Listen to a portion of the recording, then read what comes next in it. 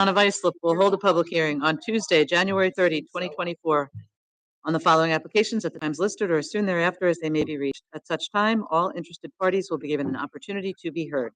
And everybody, when you hear your name, please come up to the podium and tell us your name and address. Application number 37-24, Jeanette Nardo. Permission to leave shed having side yard of 1.5 feet and rear yard of 1.6 feet instead of required 2 feet each. Anybody here? And patio having rear yard of 3.5 feet instead of required 4 feet. Residence B District, north side of Biltmore Avenue, 188 feet east of Connecticut Drive, Oakdale. Hello. Could please give us your name and address? You can pull the microphone over to speak. Microphone on? I don't think your microphone's on, man. It's not your job. Officer J. Oh. Sorry.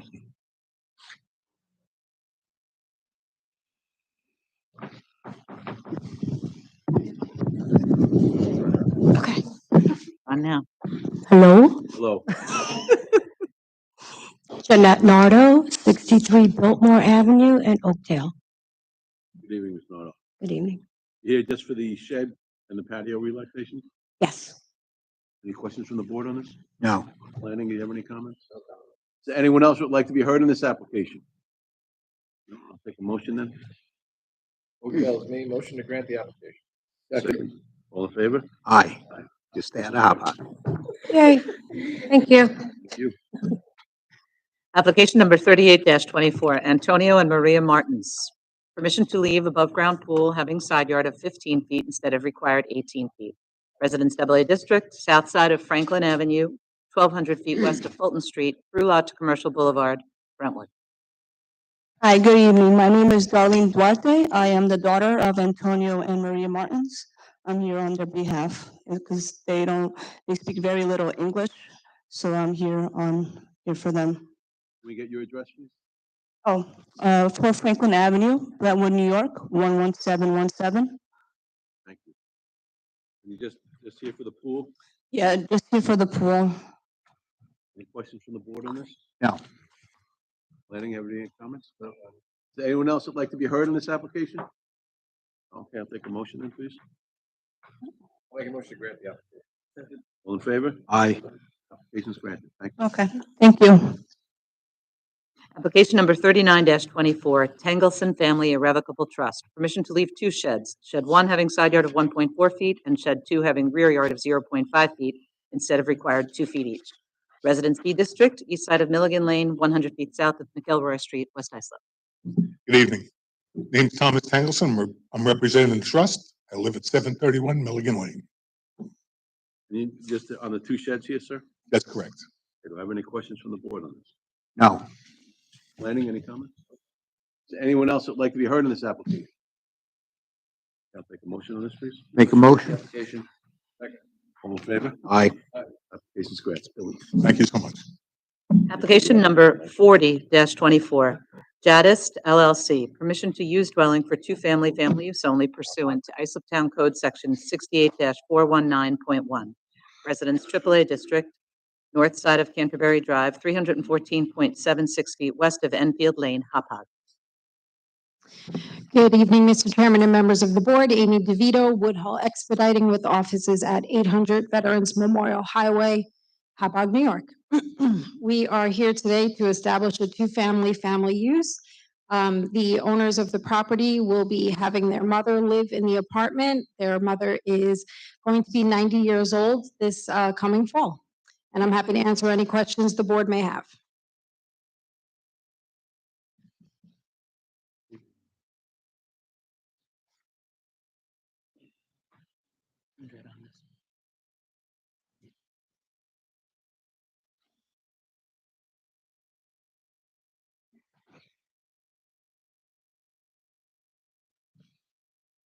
And that, so the people living there will be, how are they related to Jadis LLC?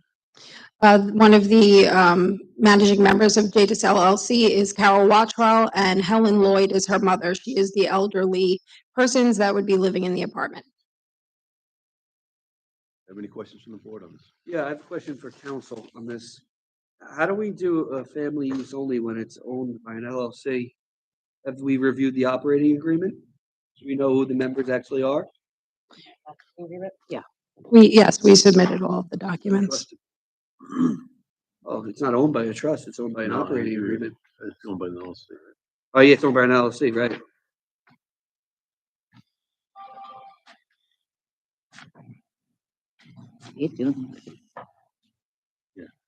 So who lives there now? Carol Wattrell and her husband, Jake Wattrell. Okay. And who's gonna be the person who lives in the apartment? Helen Lloyd, and that is Carol Wattrell's mother. I'm looking at the beneficiaries in the trust. I don't see any of those names. I see Diana Waltrell, Stephanie McKinney, and James Waltrell. This is Mr. Wattrell. Hold on, So, you have to state your name and Hi. address. my name is Jake Wattrell, 49 Canterbury Drive, Hopog, New York, 11788. The LLC is owned by the trust Jadis, which is our three children, James, Diana, and Stephanie, their initial. They own the trust, which owns the LLC. We live there. We've already gifted it to them, and this is our part of our family planning. Okay. Any other questions from the board? No, I have no questions. Any comments? Okay. Anyone else would like to be heard in this application? Medicaid. All right, I'll take a motion. Motion to grant the application. Oh, Period. sorry. For a period of 3 years. Second. 33 years. There you go. You got the motion now. I'm sorry. Thank you, All in favor? Aye. Application's granted. thank you. What happened? Jump right on Hop Hog. I don't know. Bill's not here. I'm all confused who's where and what. I'm sorry. Hopefully we I'm have good at another call. following concepts. Is he? Application number 41-24, Victor Cordero. I don't want that. Permission to leave roofed over porch resulting in floor area ratio of 27.6% instead of permitted 25%. Shed having side yard of 0.3 feet and rear yard of 1.5 feet instead of required 4 feet each.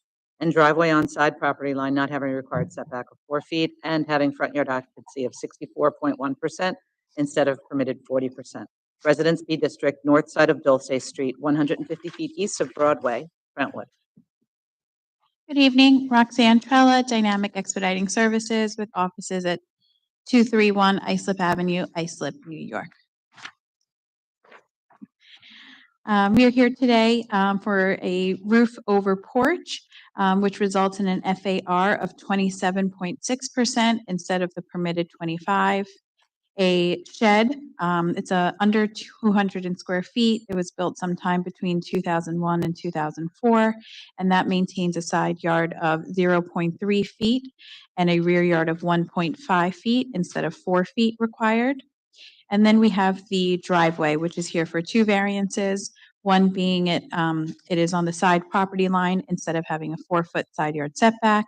And it also has a front yard occupancy of 64.1% instead of 40% that is permitted.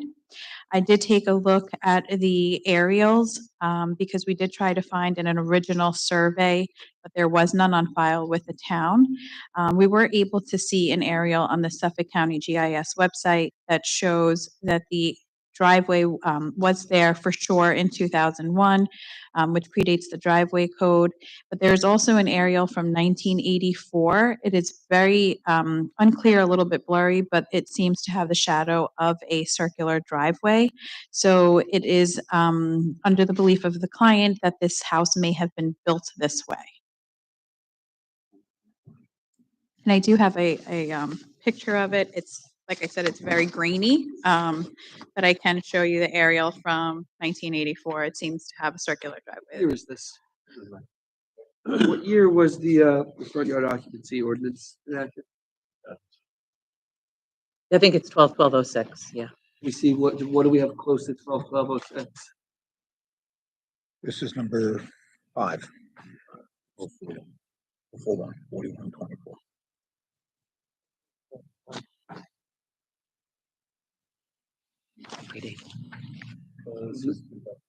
We zoom in a little bit. Yeah, well, it's not the circular driveway that I think is creating the issue. I think it's the build out of the driveway from It's 04? on the east side of the house all the way to the property line. That is a front yard occupancy issue here. It's pretty substantial. Council has it here in 04. I can't see that part. We can't zoom in any further than that. Yeah, we lose it. Pretty clear here. I do have a Is picture it of. just- I'm not talking about the circular driveway, but this part. Yeah. Is that there? Yes.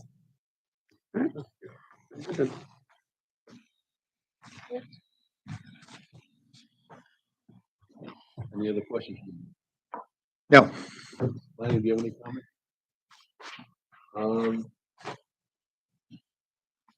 Oh yeah, I already talked about that. There were some concerns about the rear landscaping that was currently there, so then Correct. Anybody else like to be heard in this application? Can we do approve it, can we delineate in the decision Yes. the exceptions for the 64%? I'll take a motion. Motion to grant the application. Second. All in favor? Aye. Case is granted. Application number 42-24, Rosalind Rodriguez Peña, Yordi Amante Gomez, Ericson del Orbe Alvarez. Permission to leave semi-in-ground pool having rear yard of 9.1 feet instead of required 10 feet.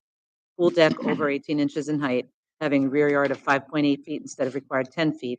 And shed having rear yard of 1.4 feet and side yard of 1.9 feet instead of required 2 feet each. Residence B District, east side of Madison Avenue. Oh, I'm not. Sorry, let me get this right. Northeast corner of Madison Avenue and Barlow Street, Brentwood. Good evening again, Roxanne Trella, Dynamic Expediting Services with offices at 231 Islip Avenue, Islip, New York. We are here today seeking a variance for an existing semi-in-ground pool. The pool has a rear yard of 9.1 feet instead of 10 feet required. The pool was built sometime in between 2013 and 2016. We're also here for the deck that's around the pool. It has a rear yard of 5.8 feet instead of the required 10 feet. It was also built during the same time period as the pool. And then we have a shed, which is under 200 square feet with a rear yard of 1.4 feet and a side yard of 1.9 feet instead of the required 2 feet. And that shed has been there for approximately 20 years.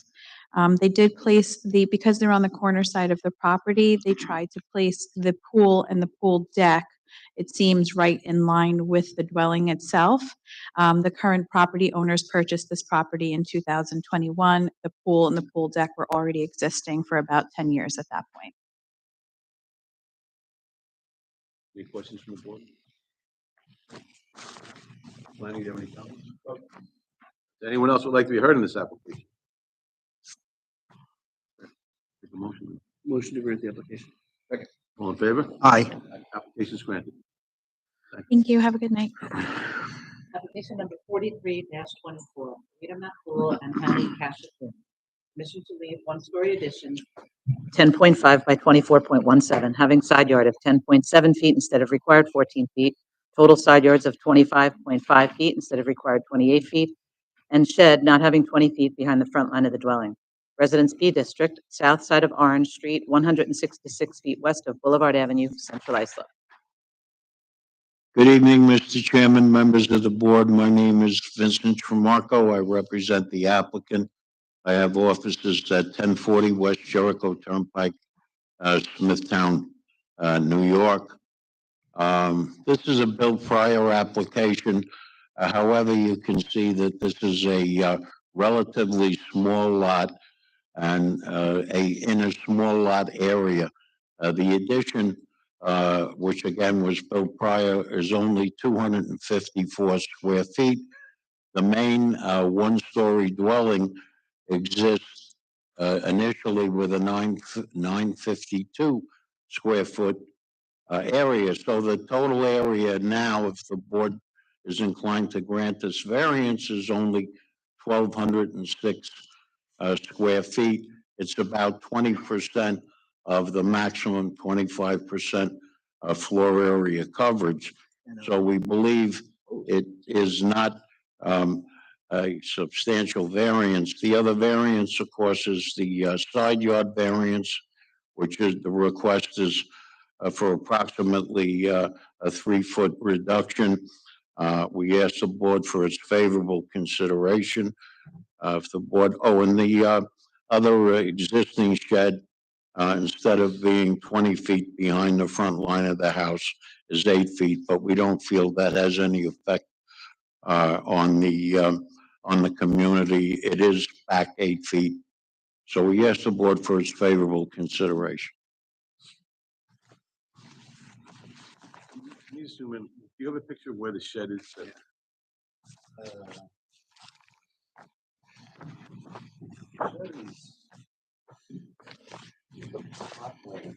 That looks like it's on the, I don't see it. On the The east survey side. Yeah, I see a shed on the east side of the house. Yeah, the survey on the east I side. can't hear you, Mr. Chairman. I'm sorry. The survey on the east side, I know it's different than the plot plan is different than the survey. and the plot plan, I know. So I figured I would take the worst case scenario and use the site plan. The survey shows it back further. Right. Yeah, And the map doesn't seem to. and the survey is, excuse me, I didn't mean to interrupt, but the survey is, I think it's 2023 survey. It was redone. 2022, yeah. Yeah. You can't see it. But all right, so the survey is 2022 from Donald Malm, but it looks like the site plan is from August of 2023. But the site plan has got an indication that it's based on the survey provided. Yeah. But he doesn't say what survey. Yeah, there's a survey from 2005. It Oh, shows so it. yeah, updated though, 20, all right. Yeah. All right. Do you have any other questions from the board on this? Planning, have any comments? If a shed can be moved without further.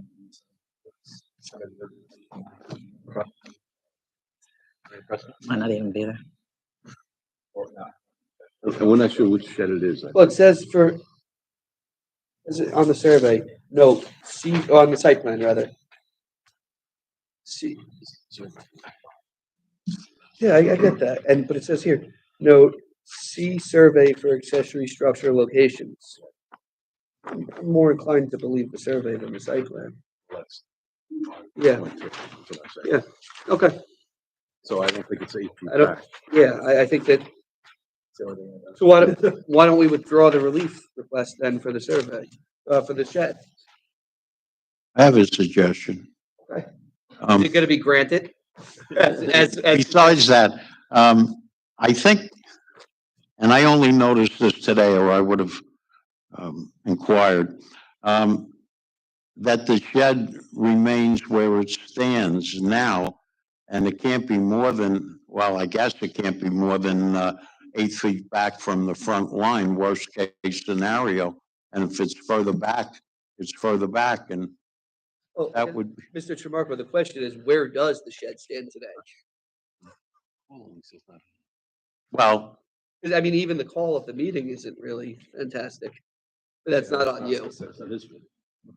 Yeah, that's not on you, so I'm fine with it. Nick, was the near map any more helpful? I don't think there's a shed in that I don't think there's a need for the board to grant it having 8 feet behind the front line, because I don't think it's there. We can leave it as the call has it, just not having 20 feet. And it can be 0 feet. Yeah. You don't want that. Why don't we, It's just checking. why don't we grant it in accordance with the conditions indicated on the survey dated January 11th, 2022, Which is what? which shows it back.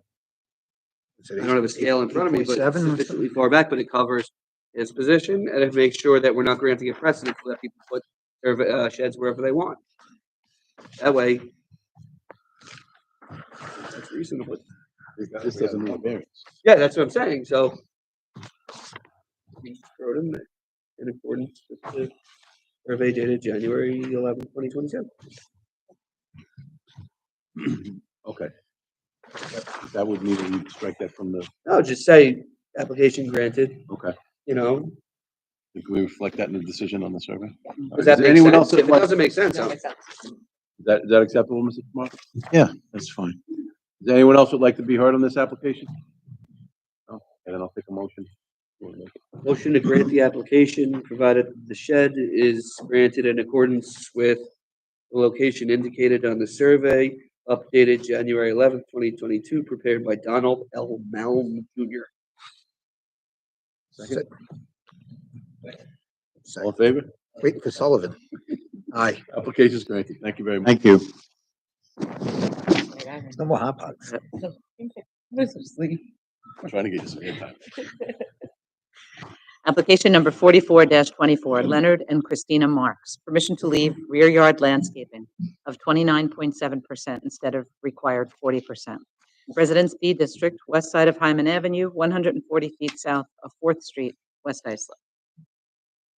Hi, good evening. My name is Christina Marks, 327 Hyman Avenue, West Islip, New York, and I'm here with my husband, Lenny.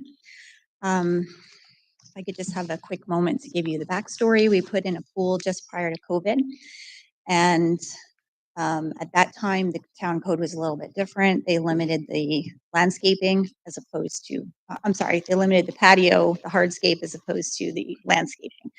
So we had our variance over Zoom, and we were denied at that time based on the code because I believe we were at 46% and the typical variance granted was 40%.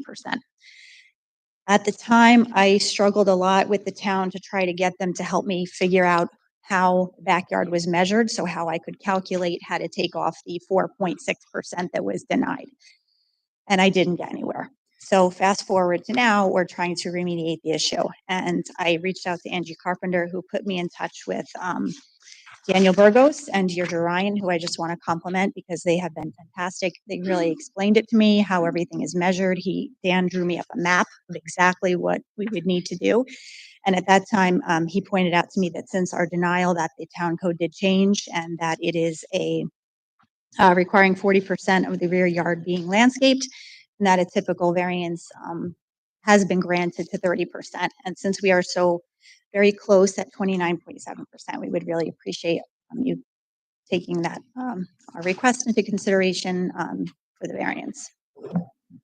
They indicated to you that 30% was, I believe, They did, didn't tell me, they made no guarantees to me, but they did say that they had seen it typically granted up to 30%. And I did speak with Ms. Ryan, and again, I'm not saying that they promised me anything, but they did say that we had a good chance. I do have copies of the emails from them, and that's why we are making the application, if you'd like to see that.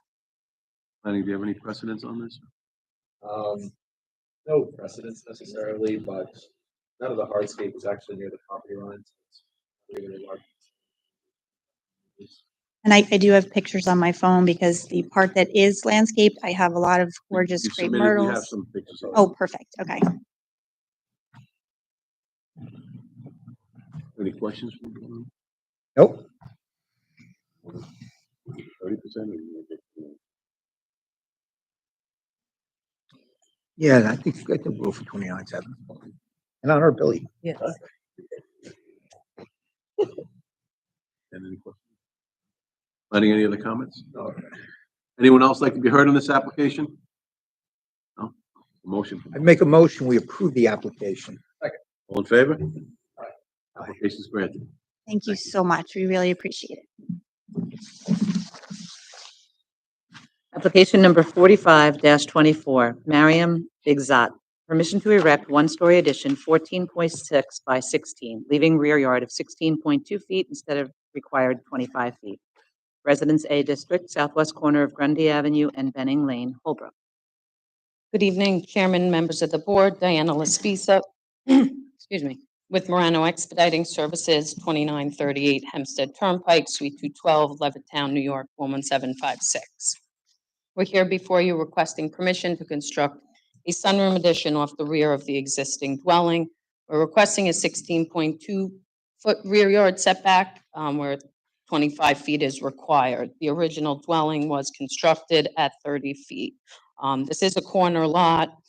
We do have a photograph, which I would like to submit to the board because the property line to the west is heavily vegetated with about 20-foot or plus evergreen shrub. So it would be screened from the neighboring property to the west. And it will be a one-story sunroom, unheated, used seasonally. So I'll submit this up to the board if that's. Is the picture on here accurate?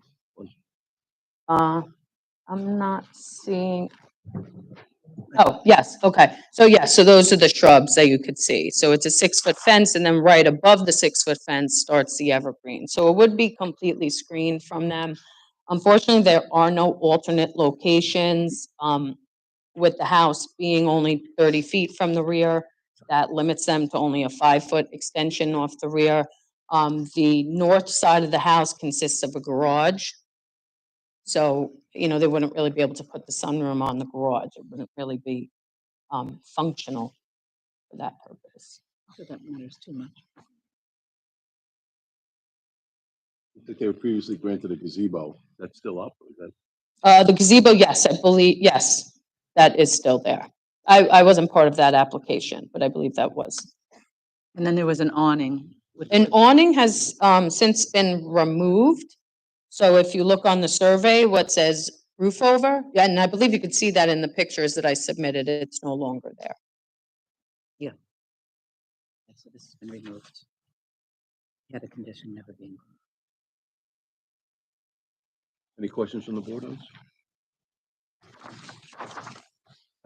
this? Nope. Anyone else like to be heard in this application? No? All right.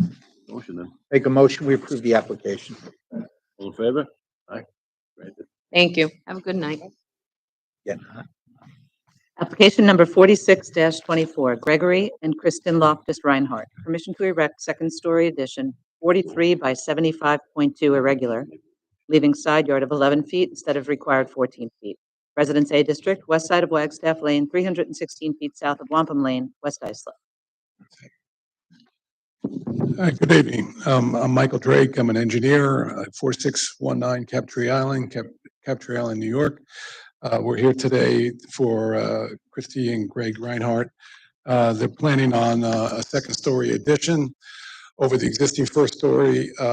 They are asking for relief on a side yard setback, 14 feet down to 11 feet. The existing first story is there. We're building straight up over it. So the existing first story is already at 11 feet. That's where we're at.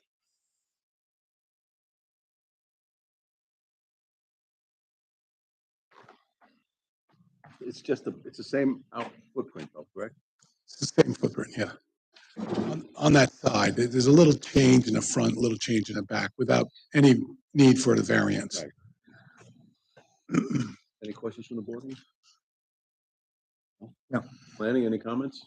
There's several cases for 11-foot side yard. Anybody else like to be heard in this application? All right, I'll take a motion. Motion to grant the application. Second. All in favor? Aye. Thank you. Thank you very much. Have a good night. Application number 47-24, Jorge Cabezas. Permission to leave roofed over entrance 4.5 by 9.2, having side yard of 9.7 feet, and roofed over entrance 4.2 by 6.4, having side yard of 13.1 feet, instead of required 14 feet each. Total side yards of 22.3 feet instead of required 28 feet, and floor area ratio of 32.1% instead of permitted 25%. To leave shed having front yard on a through lot of 4.4 feet instead of required 15 feet, wall 19 inches in height on front property line not having required setback of 4 feet, and driveway having front yard occupancy of 42% instead of permitted 40%. Residence B District, south side of Motor Parkway, 425 feet east of Jefferson Avenue, through lot to Thomas Avenue, Brentwood. Good evening. Tracy Rivera Renner, Tracy's Permits, 363 Terryville Road, Terryville, New York. I'm here representing Mr. Jorge Cabezas. Sure, it's R-I-V as in Victor, E-R-A hyphen R-E-N-N-A. Because I got my husband's name now, so you know. So, as I said, I'm representing Mr. Jorge Cabezas. As you see, the property is as he purchased it. I'm working closely with investigator Thomas Brown in code enforcement for bringing the parcel into compliance. There was a partial conversion of some lower level areas that we've looked to obtain permits on. And now I'd like to go over each thing that we're looking to have a variance on. I think the first thing we should address is the FAR on the property. As the house sits at 2,506 square feet, it's already like a little over 29% FAR. So the house was built exceeding the 25% to begin with. So we're really only here for less than 3%. There's a garage that's on the lower level on the south side of the house. That garage is a little 352 square feet. It's 22 by 16. That's not habitable. Doesn't plan on becoming habitable. The extra like 3% that we're coming up with is the roofed over areas and the shed. Now we'll address the roofed over areas. We have a slight little, well, first off, I should mention that this is definitely a through lot, which makes the lot a little more difficult on zoning and percentages wise and how it's viewed. We have a front roofed over porch. That's the foyer, the entranceway going into the property. That's about 100 square feet. We have the roofed over that is on the south side of the property that enters the high ranch. That's only for rain coverage only. That is roughly about let me look at my calculations. I wrote it down. I'm sorry. Bear with me. That's 37 square feet. And then we have a rear roofed over for the back entrance, which is another 30 square feet. So every door opening going into the dwelling has a little roofed over area just for weather elements alone. And then we have a shed that's in the rear of the property, which is the front on Thomas. The call out is to have a required 15 feet where we're at 4.4. I had already discussed it with the owner that the shed may have to be removed because I know how the board feels about sheds, and I just heard prior applications, but and he really didn't have an issue with moving it, but I figured since we were coming before the board, just add it on the application, see where it goes, see how the board's feeling on sheds. And if it was an issue and we had to move it or take it down, it's not a big deal. It's only like 90 square feet. We also have a front yard lot coverage calculation at 42 where we need to be at 40. Like I said, Mr. Cabeza bought the property as it is. We're 2% over. If that has to be an issue, I already addressed it with him if we have to, revegetate. But once again, when we're looking for 2%, we do, back up at Motor Parkway and Thomas Avenue. They use mostly Motor Parkway for access way. And the circular driveway that's there is that I'm taking for safety reasons. I'll address any questions at this time. The driveway going onto Motor Parkway, that's what they usually access? Yeah, that's what they use, yeah. Mhm. When I met them at the property, that's what I used, and I was happy to see that there was a circular driveway there because it was difficult backing in and out. Other driveways on Motor Parkway in the area have very large, more like, not circular, but more like, you can see, like, look at 638, that's like even larger. They have like a turnaround area, 620. They all have turnaround areas. Ours just happens to be circular. That's not deemed to be a lot coverage in the backyard then? Through lot. It's a through lot. Yeah. So is that deemed like backyard? That's where the garage doors are, is in the back of the property. So the garage is access from Thomas. So that garage, that access way always has been there. Otherwise, there's no way to get to the garage. Yeah, it's not a rear yard. Now, in some cases, if you look at through lot as sort Uh-huh. of a lesser circumstances. This is a bit of a strange one though. Yes, it because is. People have their driveways on Thomas Avenue, probably due to the fact that they're parked this. Right. So while it is a through lot, it's kind of difficult to tell in this case for which side is the primary front yard for most of the people on this street. Yeah, I had a difficult time trying to figure it out too, because a lot of the properties on Thomas have driveways in the back, so they're accessing them, but a lot of people use Motor Parkway as well. So each house there, even though they're mostly high ranches, they're all kind of set up a little differently. I mean, look at, what is that, or the one all the way over to the left. They have a front yard, some kind of, that addition looks like it goes straight up to like the property line. So each parcel is slightly different, and the variances requested are not substantial. What is the purpose of the retaining wall along the rear driveway? I think it was just whenever whoever like maybe redid the driveway, put some kind of little 19-inch, if it happens to be an issue and he's gotta remove it, then he's gotta remove it. Those are minor things. But once again, it was already on the survey, we were already coming before the board, so I said, let's add it to the calendar. Why make someone do work if they don't have to until we're before you? You so that we can see what it looks like in the back on Thomas Street.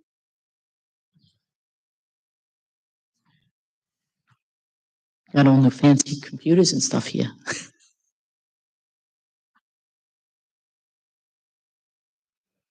Do you see the cars parked across the street from the back? Yeah, it's a gate. Oh, that's, Yeah. Mhm. And then in the aerial, there were cars parked across from the gate. So the driveway looks like it's fairly recently resurfaced, so Mhm. I don't see how Motor Parkway is the primary driveway. Maybe they're equally shared in use? I know when I went to the property, I met them on Motor Parkway, and that's where there was cars that were parked. They weren't even using the back of the property. The garage wasn't even being used. And as far as I know, it is a rental property, and there will need to be a rental permit taken out on the property once it's all in compliance. There's those 3 cars parked across from the gate that are interesting, because there's really nothing else over there. I can't say or deny whether or not those cars go to 630 Motor Parkway. I do know that there's a rental permit that will have to be obtained. look at, in the call, you're asking for variances on the 2 roof overs. Yeah, you'll see there's a side one, it's on the survey. It's hard to kind of zone in. I even tried to do some area views. It's just a little roofed over for when there's a door that's there. You have a roofed over and it's raining or snowing, you open it up and you're gonna get water and snow that's coming right into the house. Got 4 different entrances. 3 different. Is that It's added a high to range. the FAR? Yes, it does add to the FAR. Because that's over what we even usually grant variance on, we usually go up to 30%. I know, and the house is at 30% without having any roofed overs. Precedent for that? I'm sorry? Precedent for that? FAR, I would like to see that the property all the way to the north on over in this area, if you, Granted precedent. oh, I don't know if there's any granted precedent. No, I don't. No. No, there's no precedent for any FAR. I know usually, at times you go up to 30 and we're 32. If we have to remove one of the roofed overs or, that was spoken about as well. Yeah, I mean, the shed would reduce like 100 square feet.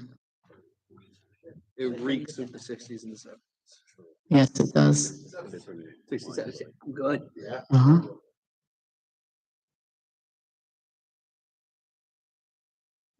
They're able to move the shed? Yeah, we can move it or relocate or remove it if it's gonna be on the it counts in the FAR, so that's like almost 100. No, it's not counting FAR? Okay, then it's just a setback issue. Then we can move the shed to a conforming area. If it needs to be 15 feet or 14 feet. So they We'll move don't use the rear yard driveway onto Thomas, right? But when I met the owners there, I'm not the renters. I don't know how the renters are using it, but from what I can see, the heavily area that was used was Motor Parkway. Probably just don't want to deal with the gate. No, trust me, I've lived in a house with a gate. It's a pain. Yeah, let's just see. Glenn, do you have any other comments? Glenn? I mean, like I said before, there's not really any precedent for this. Main concerns would be front yard requests for a setback, both wall and the shed are very substantial. Which front yard? In this The one one. on Thomas. one on Thomas. Mhm. And like I said, we can do something about the shed. I love the opinion. I don't really care what they do on the front yard, Motor Parkway. It's a major road. Yeah. There's no requests. Mhm. Oh, I thought that was where, see, that's where I'm getting confused. Yeah, The requests are for the through lot on Thomas, but again, it's not really clear which one's being considered the primary versus secondary. What's the actual, it's a 630? 630 Motor Parkway is the address. Front yard, they're both considered front Uh-huh. yard. The address is on. On the survey, the front yard, the Motor Parkway driveway is highlighted which indicates they're looking for some relief for it, right? That's what the applicant did when they submitted. Yeah. I was as bewildered as you are when you're looking at them right now, so. And once again, if the wall's an issue, the 19-inch wall, if it's gotta be done, and the shed, we don't, we're willing to obviously work with you guys. Let me see, is anyone else here like to be heard in this application? Please come up, sir. You could just let him speak. Sure.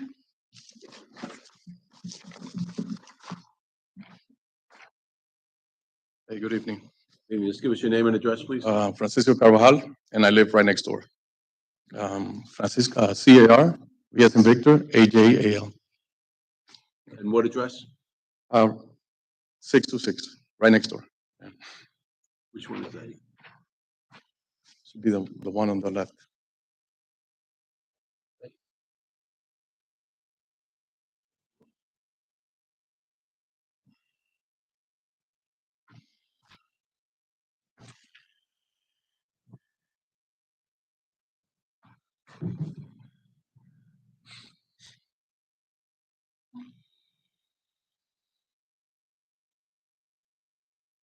That house, sir? Yep. Mhm. Go ahead. All right, so there's 4 doors Excuse on me. the house. There's actually, To the microphone. I'm sorry. Yeah, I can't hear you. Sorry. There's actually 4 doors on this house, and he rents to about like 4 or 5 different entities and lives there. And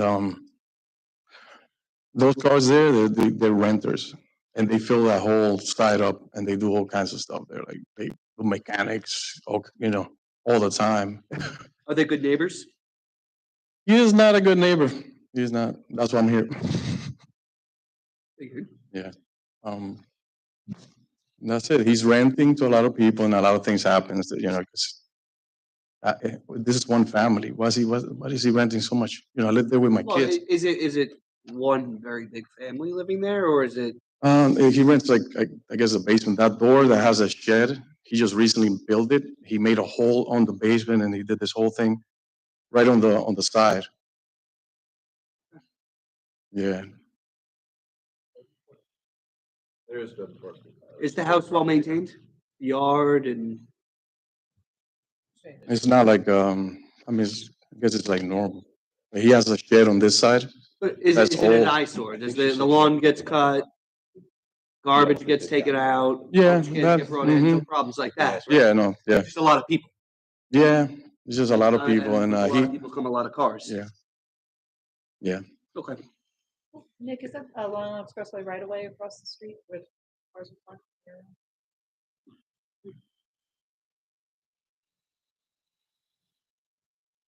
Yeah, Looks this like a is reach like like this. 150 feet. Well, you see- They Make the Smithtown's problem.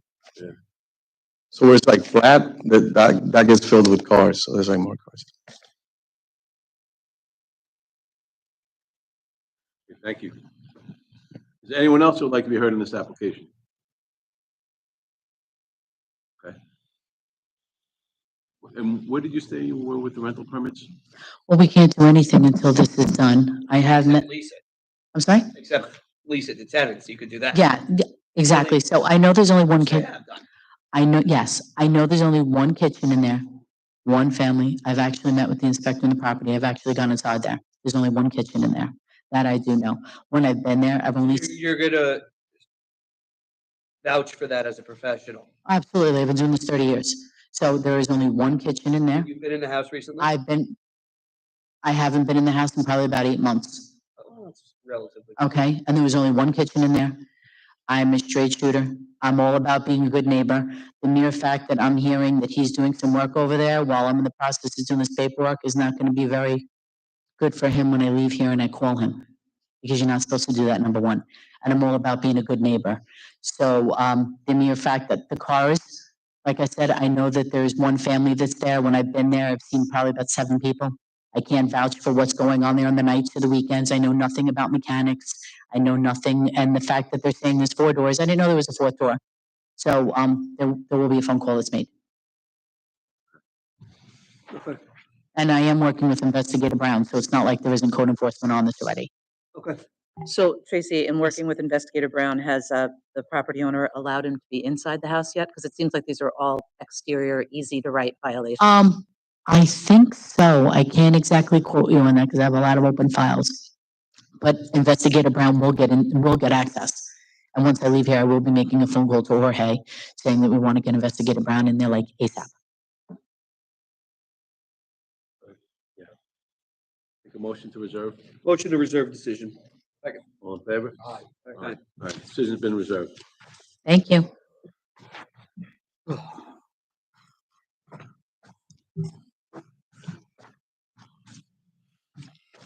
Application number 48-24, Christine Collins, permission to erect one-story addition, 30 by 32, leaving second front yard of 13.25 feet instead of required 22 feet, and to leave shed having second front yard of 4 feet instead of required 27 feet. Residence A District, southeast corner of Laurel Avenue and Hawthorne Avenue, East Islip. Good evening, Mr. Chairman, excuse me, members of the board. Thomas Bloor, the architect for the project, 60 Carlton Avenue, Suite 202, Islip Terrace, New York, 11752. It's a very unique application. The intent of this application is to construct a new one-story addition, leaving a second front yard setback of 13.25 feet instead of the required 22 feet, and to legalize and maintain a shed with a second front yard setback of 4 feet instead of the required 27 feet. This formerly Industrial One zone property received a variance in 1963 to erect a single-family dwelling. I believe there was a subdivision at that time creating the parcel. Since then, the property has been maintained as a single-family residence, and the owner would like to construct a side addition to the existing one-story residence. The surrounding area is all primarily residential in use. It's zoned residential, business one, and one other industrial lot. To the north, the second front yard is a large right-of-way, approximately 60 feet to Hawthorne Avenue, and across Hawthorne is the Long Island Railroad train tracks. As you may be aware, residential use in an industrial zone has since been removed from the code, and for the homeowner's intentions, as well as the benefit to the surrounding community, I felt it would benefit all to change the zone from Industrial 1 to Residential A. At this time, I've received approval from both Planning Board and Town Board. As you may have noticed, that very large right-of-way buffering the requested setbacks from the second front yard to Hawthorne, that 13.25-foot setback to the addition measures approximately 73.25 feet to the street from Hawthorne, and the 4-foot setback to the shed measures about 64 feet to Hawthorne. So it's an extremely unique circumstance. There's not many actual corner lots here too within 500 feet. All the other homes face Hawthorne, and you can see they've had to improve their driveways and created access. It's the only way to get to these properties. I did reach out to the town just to see if there was any intention, although I know this area, that they were going to widen Hawthorne or use this space, and they have said they have no work plan, no application's been submitted. Hawthorne is not a heavily trafficked road, and honestly, it's a dead end. It leads to the back of the Knights of Columbus parking lot. If you guys should have any questions, I'd be happy to answer them. Is this aerial, I'm sorry, it looks like he's got a fence on the. Right. Yeah, so there's a fence there. It's surrounded by beautiful landscaping. He must have at some point cleared it. You know, there's nothing there but beautiful grass. He said all the neighbors loved them for doing it. I told him, what are you doing? It's not your property. The property line's pretty much that green line where that fence juts back in. I talked to the town about it. I said, what do you want to do? I said, you know, I don't know how it works with the other properties. They all have driveways through it.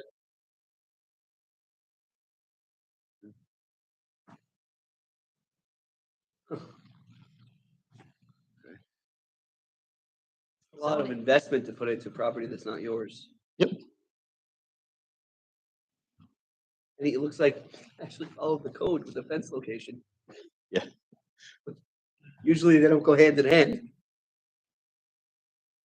I mean, he made the corner beautiful, I'll be honest. He's not allowed to do that on someone else's property, but. Lanny, do you have any comments on this? I'm sure he did a very good job explaining it. We did speak earlier. It's a very unusual situation. The right of way on Hawthorne in section 120 feet from the rail parcel down there is supposed to be right at 60 feet. What's causing this? You see, as he was saying, all the people's driveways are just in there. So the setback, again, like you said, from the actual street pavement, it's well beyond what they're normally require. As far as the fence goes, it's my understanding that zoning did tell them that they do need to unfortunately remove the fence. Oh, we can't tell them to do that. We can just not do that. Yeah. But yeah, the variance request, while somewhat substantial, is a very unique situation. Any other questions? It is the town's right of way. Is there anyone else who'd like to be heard on this application? No? All right, take a motion.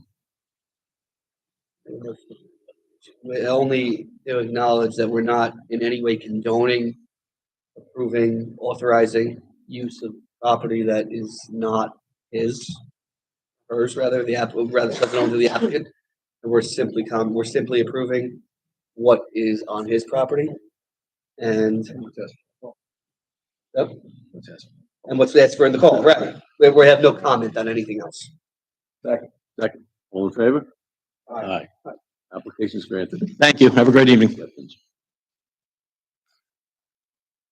Application 49-24, Adrian Velasquez. Permission to leave rear yard landscaping of 29% instead of required 40%. Residence B District, south side of Danbury Street, 100 foot east of Saxon Avenue, Bay Shore. Hello, my name is Adrian P. Velasquez. I live at 80 Danbury Street in Bay Shore. This is my husband, Stephen Brower. He knows more about the whole logistics of everything. Good evening, Mr. Chairman and members of the board. We did a pool. Give us your name and address.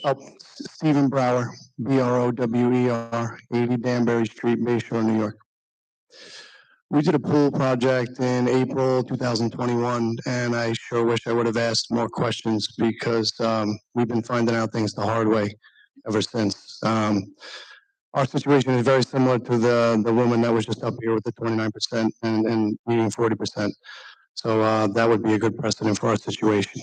I have pictures in my phone if you would like to see them. I didn't print them. Yeah, no good. Okay. She got 29.7, you realize? 2.7. 29.7. Planning, any comments on this? One notable thing about this is that it seems that they were here in 22 for on the patio. So they got permission to have the full patio. It was this patio. It was there. Yes, it was. What happened? It didn't trigger a rear yard occupancy? No, a different person reviewed it in zoning. Yeah. No, but I'm saying at the time, this existing condition at the time, it probably, and it just wasn't triggered. Yeah, like 3 or 4 months later. Or did they do more work? That's what happened. No, we did not do any more work. No, it's all the same project. We didn't charge an application fee at the end. No. Thank you. Glad we saved them $200. Yeah. Me too. Well, I actually have a question. When they were here in 2022, was it to maintain or to build? Leave 3 units. Yeah, it was finished. So we didn't really cause them any hardship. No, you didn't. You two didn't. Anyone else would like to be heard in this application? No? Are you able to bring it up to 30%? I don't know how would I do that. Or you want to just give me some of that? That's not here. Okay. I should have caught that. Yeah. Huh? The patio was granted, right? All right, I'll take a motion. I'll make the motion to grant the application. All in favor? Aye. Application is granted. Oh, thank you so much. Thank you. You don't make a decision that Bill wasn't here. I like the bill. Oh, it's already, they built it in Yeah. Yep. Right now, Bill's. Application number 50-24, Arthur and Joanne Strauss. Permission to erect second-story addition, 26.4 by 30.3 irregular, leaving side yards of 11.6 feet and 12 feet instead of required 14 feet each. Total side yards of 23.6 feet instead of required 28 feet, resulting in floor area ratio of 40.74% instead of permitted 25%. Residence B District, east side of Roosevelt Avenue, 700 feet north of Easy Street, Sayville. Good evening, Mr. Chairman and board members. My name is Joanne Strauss, and my husband Arthur is with me. We reside at 59 Roosevelt Avenue, Sayville. Good evening. Excuse me. You realize that the FAR variance that you're asking for is substantial? Yeah. Yes, that we have a 1.5 car garage that's attached from the house that factors into the FAR. The extension we're looking to do is just following the same footprint as the first floor. And how long has the garage been there? I believe it was built in 1957 or 58. The house was built in 54. We've been in the house for 21 years. Funny, is it on there? Yeah, it's right in the corner. That's the garage, yes. What is that? Is the blue line the property line? It's offset. Okay. Go back in time. Yeah, no, it's this, it's indicated on the CO that a permit was issued for it in 1959, I think. Okay. Okay.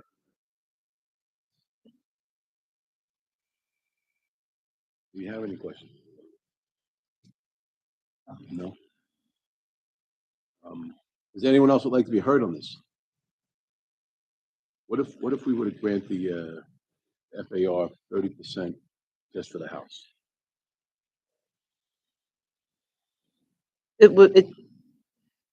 So the reason accessory structures became excluded from FAR was because the board, for many years I guess since the adoption of FAR, 88, all the way up to 2006, when the town board did the code amendment, used to believe that it wasn't the intent of FAR to include detached structures. So the board would commonly say you can have 30% house only. So the code amendment, not counting in FAR accessory structures of under 500 square feet, was adopted in '06 in response to that, to try to discourage the large ones from continuing to be built. So this garage is 20 square feet or 21 square feet from being able to enjoy that removal from floor area ratio. So I believe the FAR would be 10.1% less if the garage were 21 feet smaller. Everyone following? Yeah. So that's up to the board how they want to handle that. Or we can make you take off 20 square feet from your garage. I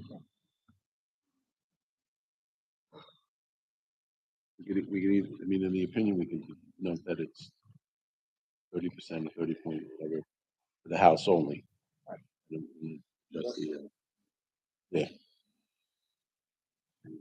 All right. So we'll accept it as, we'll grant it as is. Thank you very much. All right, so then I'll take a motion to grant the Second. all in favor? Sorry. Aye. Application's granted. Great. Thank you Thank so you. much. Have a good night. Thank you.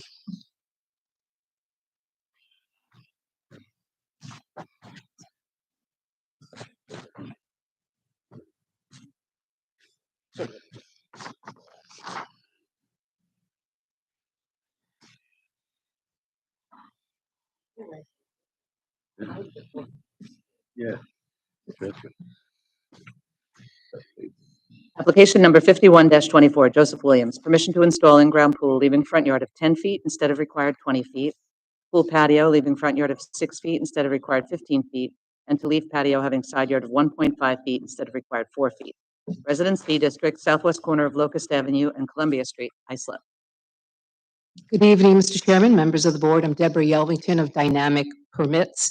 We're agent for the owner with offices at 732 Smithtown Bypass, Suite A53, Smithtown, New York, 11787. I'm here petitioning the board on behalf of my client, Joseph Williams. History, if I can offer on this property first. The 2.5-story home predates the typical CO process, and it wasn't until 1988 that the prior owner applied for relief from the zoning board for a detached garage to be built. As you can see that it exists on the property, that was completed.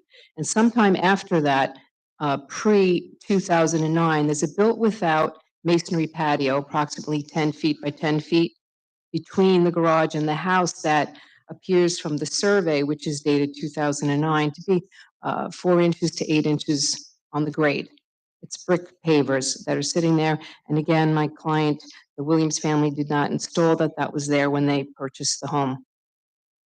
The current owner, Mr. Williams, has owned it since 2011. So if I can direct you to that plot plan or the rendering that I submitted with the proposed pool, the main reason why we're here tonight. Is that able to come up on the screen? No, we can't put the prop. Okay. So the plot plan that was submitted, what jumps out at you right away, it's a triple street frontage. It's a hardship right off the bat, worse than a through lot for conditions on wanting to build practically anything. The swimming pool that's proposed is to be 16 feet by 30 feet and requesting a 10-foot setback on that second front yard in lieu of the 20 feet that's required. And we're leaving only 6 feet clearance with that proposed pool to the house to get some patio around there and to be able to walk around and clean it.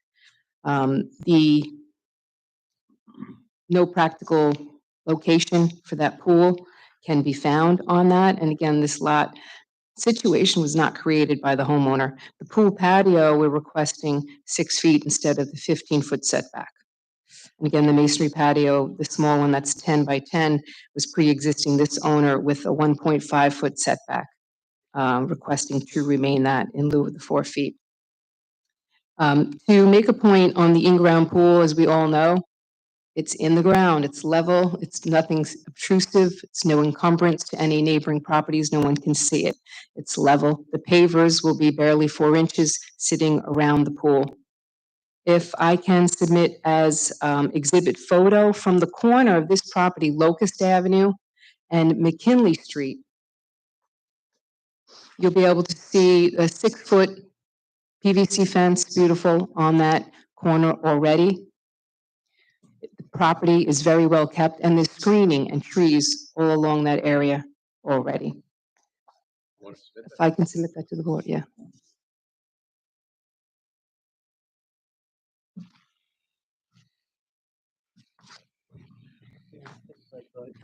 What do they currently have an above ground pool? Is that? Yeah, that will be coming down. The property situation creates that hardship where there's the position of the property faces McKinley Street. The owner and all the owners prior, for as long as anybody can remember, has been using the entry at McKinley Street as the front door, and the mailbox is on that side as well. It's very unique in nature, this parcel. The area that's near Locust Avenue is the only practical place to have any outdoor recreation for the family. There will be no detriment to the neighborhood, no negative impact, no adverse impact on the environment with this application. And from the street view, you can see it's very well-kept property. Do you have any granted precedents for any of these setbacks? So if I can say like to provide some written letters from neighbors first, if it's all right, regarding that front yard at McKinley Street. We have 2 neighbors that have been in the area very long who have signed letters of support and stating that that property has always used McKinley Street. Also to submit are photographs of the front of the house, the corner, and the McKinley with the front door. And another unique feature of this property is that it was established and built in 1892. There's a placard by the front door that says Big Blue, established 1892. It used to be painted bright Smurfy blue until the Williams had took over and started maintaining the property. And I'll submit that to the board as well. So, yes, and regarding precedent, I would ask that, can you find any other property that's like this one? There's no other island one except the one that abuts it on the west side. They also have a detached garage and leaving little room for any kind of recreation there. So Big Blue, by granting them a pool, wouldn't create a precedent because there's no other property situated like this except the abutting neighbor. And this property, though, has the house that's been known as Big Blue from 1892. I understand that, but properties That's still gonna set a precedent in the neighborhood, which apparently isn't there. Some properties that don't lend themselves to having pools or having taller pools. We coached them down to 16 feet already. Sometimes these pools are more like 18 to 20 feet to get them decent width. So 16, the homeowner felt was a compromise. And again, it's the only usable space in the yard. They have, a play set for kids there. They keep it manicured, and it won't be a precedent. Not every property is entitled to a pool. Won't be a precedent because there's no other property like this. I'd like to also submit photograph across from Locust Avenue, the houses that face that side with the PVC fence. Their front porches extend closer than the Williams home does, and they have a chain link fence, some overgrown brush, and nothing that can be near, as nice as the property that the Williams have been keeping. What address is that? The two homes across the street on Locust Avenue. I don't have those addresses. But what I'd like to also submit is neighbor affidavits, 6 neighboring property owners that said the Williams have done such an incredible job of bringing this house up into better condition from where it was, that they are in full support of this application for relief. I'd like to read those addresses of those affidavits into the record, please. That those neighboring properties that give support: William Moon at 15 Columbia Street, Meredith Stuck at 20 Watson Place, Ken Kirch at 24 Watson Place, the owner at 33 McKinley Street, which is the next door on the west side, 81 Locust Avenue, and 21 Watson Place, if I can submit those to the board. So I submit to the board that in this area, 20 to 30% of the neighboring properties have pools, a large number. And wouldn't it be better to not penalize the Williams for bringing this house up and give it the care that it does, that the whole neighborhood appreciates, rather than to have them penalized without having that recreational? And it's a lot more attractive than having an above-ground pool there. Lenny, do you have any comments? Any questions from the board? It's really, was it permits? Did they have permits for the above ground pool? I'm not aware of that. I didn't see it on the record. Is there illegally? There's no CO there for that pool. That pool was put in illegally without permit. I don't know if it ever had a permit. I just know it didn't have a CO, which is part of our variance process to collect the COs. There is no precedent for this, obviously. It is a very unique situation. She did say the front yard is difficult to conform with, but the one that's not a front yard is very small.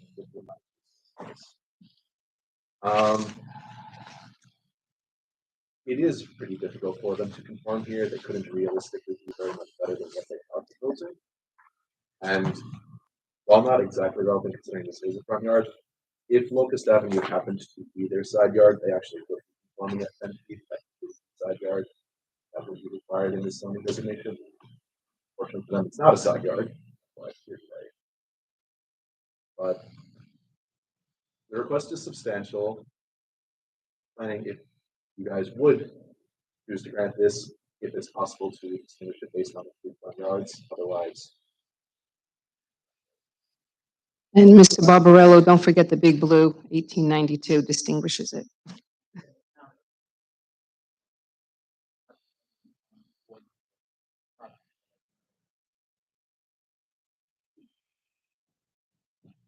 Is there anyone else who would like to comment on this application? Motion to reserve them? I'll make a motion to reserve. Second. All in favor? Aye. Reserve decision. Thank you for hearing our case. Thank you. Night.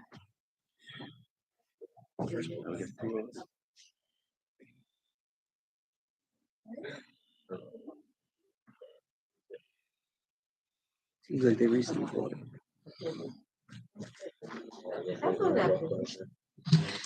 Application number 52-24. Anthony Daydone Jr. Permission to erect 2 one-story additions and second-story alteration, leaving side yard of 10 feet instead of required 14 feet. Total side yards of 24.8 feet instead of required 28 feet. to install basement entrance leaving side yard of 5.9 feet instead of required 14 feet, egress window leaving side yard of 6.6 feet instead of required 14 feet, and to leave driveway on side property line not having a required setback of 4 feet. Residence A District, east side of Fairview Avenue, 291.3 feet north of Pine Street, Bayport. Good evening, Christopher Ang, 93 Main Street, West Sayville. Here on behalf of the owners of the property. We are proposing 1-story and 1.5-story additions onto this property. With that, we are asking for side yard relaxations from the required 14 feet down to 10 feet.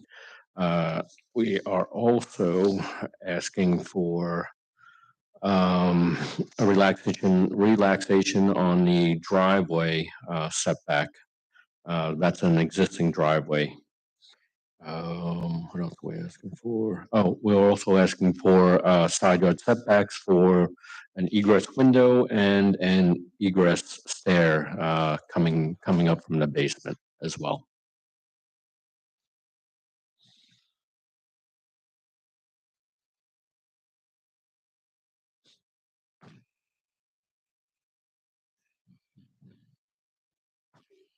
I'm just noting that there's 2 tax lots on this piece, right? Yeah, we will consolidate that once it goes over to zoning.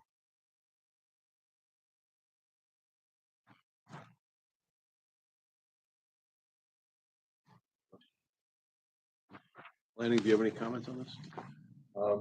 There is a lot of precedent for side yards here all the way down to 5.4, 8.4, 7.5. All those were pre-existing when they were granted, and most proposed, but it is still that is the basic contract. It's pretty common in resident. This is resident type, sorry. Yeah. But it's an older It is, neighborhood and a lot of the lots, so. The 2-car garage is on CO. Not yet. There's an open permit on the 2-car garage.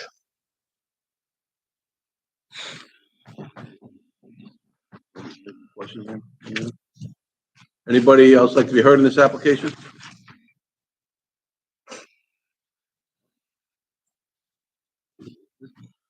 Motion the application. Second. All in favor? Aye. Application is granted. Thank you. Application number 53-24, Rosa Escobar, to renew permit for accessory apartment pursuant to Islip Town Code Section 68-616. Residence A District, northeast corner of Pine Acres Boulevard and Montauk Drive, Bay Shore. Good evening. I'm Lynette Rodriguez. I'm here with Rosa Escobar. She cannot speak very much English. I'm here to translate for her. Lynette Rodriguez, Rodriguez. You're welcome. Oh, sorry about that. Dígale tu nombre. Tu nombre. My name is Rosa Escobar. My address is 1319 Pine Acres Boulevard in Bayshore, New York, 11706. Okay, so the reason that you've been scheduled for a public hearing to renew this application is because of the open violation, I guess, written by code enforcement. You're aware of them, right? Yes. Dice que tú estás aquí para presentar una cosa pendiente. Todo lo que pasó. Yes, sí. Yes. I can't hear you. Yes. Yes. Yes, she's aware of it. Okay, so I think that an inspection of the interior of the whole house was declined when it was attempted by the inspector. Part of the accessory apartment program is an affidavit that says that you'll make your house available for inspection should there need to be one. Dice que la razón que estaba negado es porque una inspección vino a checar por la casa completo y para tener ese permiso ellos tienen derecho a entrar a la casa. Lo negaron. No. She said no one ever contacted her to inspect the whole house. I did last week. I spoke to you. Ella dice que ella fue que te llamó para para chequear por la casa. Oh, maybe no entendí. ¿No entendiste ahí? No. She said she wasn't aware that that's what you wanted. Okay, I gave you the phone number of Robin Bonson. Y este tiene un número de un señor que se llama Robin Bonson. ¿Para qué le llama? Sí. She said, yes, you did give her a number. Yes. Yes, I did. And today she said that you didn't call. Y ella dice que hoy tú no dijiste que tú no le llamaste. Oh, no, no lo llamé. No, No. no, she still hasn't had a chance to No. call her. I guess she was probably waiting for me to come to call. Yeah. Okay. So is there a way that we could reschedule this so that we could have her come and inspect their house or?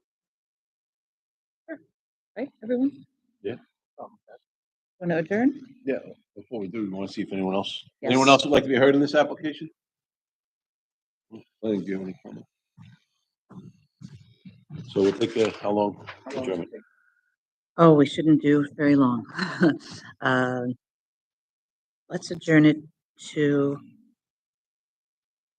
yeah, you gotta help me. You're better secretary. than me.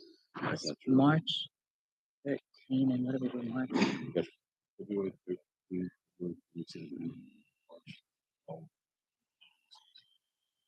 What do you think about March 12? That gives us enough time, right? 6 Okay. weeks, yeah.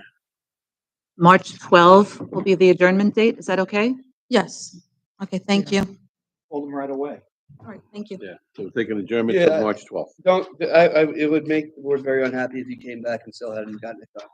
No, we'll call tomorrow, definitely. All right, thank you. Have a Thank nice you. night.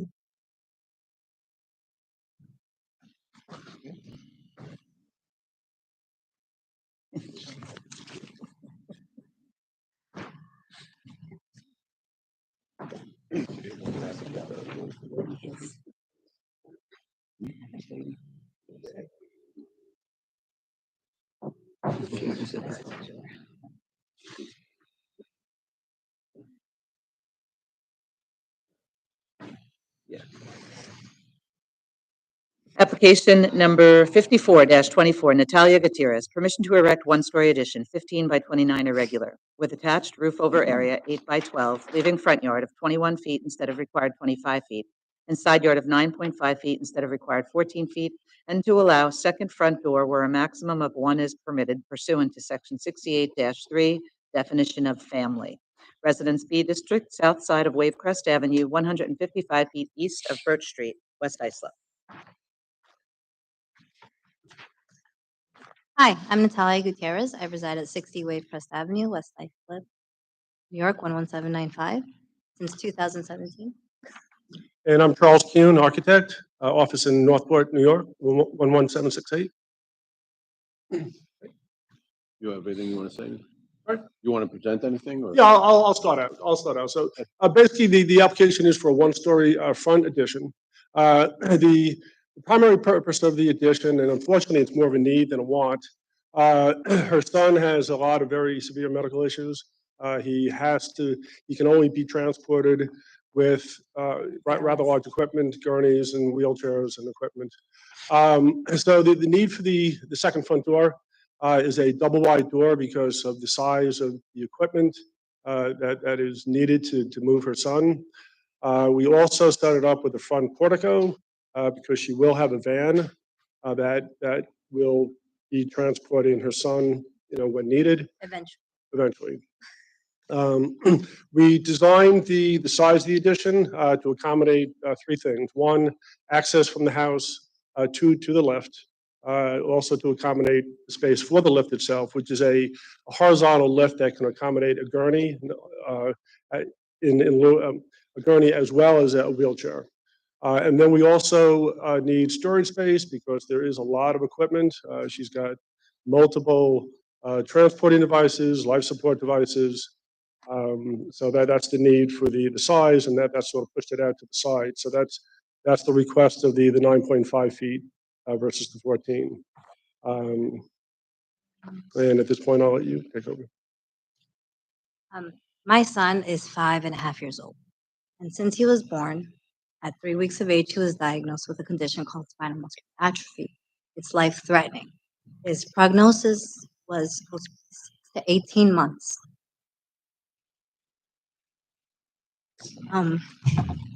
For the first 4 years of his life, we battled a lot.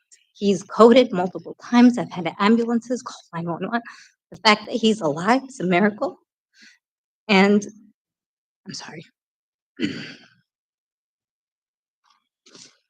This is what his spine looks like. This is what we dealt with the first 4 years of his life. It was crushing his right lung where he couldn't breathe. Last year, he had 2 spinal rod surgeries. The first one was supposed to be a little less invasive. After 6 months, it failed and it came undone, and he started looking like a stegosaurus because the rods were going against him. His body has a natural tendency to want to fold. He 8 months later, had another second spinal rod surgery, and this one required spinal fusion. He's doing a lot better and a lot more stable since. The goal is to eventually get transportation to be able to handle an electric wheelchair and for him to be able to sit. But up until November, December, he wasn't able to tolerate sitting. So a lot of our equipment is dealing with him having to be in a supine position, which is laying down, or the alternative, which is trying to get him to encourage to sit. And we're increasing that slowly. We're up to an hour and a half. We are hoping that come next year, he's going to be able to attend a school. The specific school that he has to go to is Henry Viscardi, which is Nassau, Queens border area. It's very, Roslyn. what? Albertson, right? Henry Viscardi. I Yeah, don't it's know on which. Searingtown Road. I know where it is. Okay, so that one, which is very specific to cater to his needs because of the level of medical fragileness. So I have letters here from doctors that talk about the severity of his condition. I have letters that talk about the need for his home services. He gets PT and OT 5 times a week. He gets 10 hours of special education. I've spent this whole time advocating for him to be able to have a better quality of life. And the fact that I have to be here to justify trying to have an exit for him to be able to go out and explore and see the world is a lot.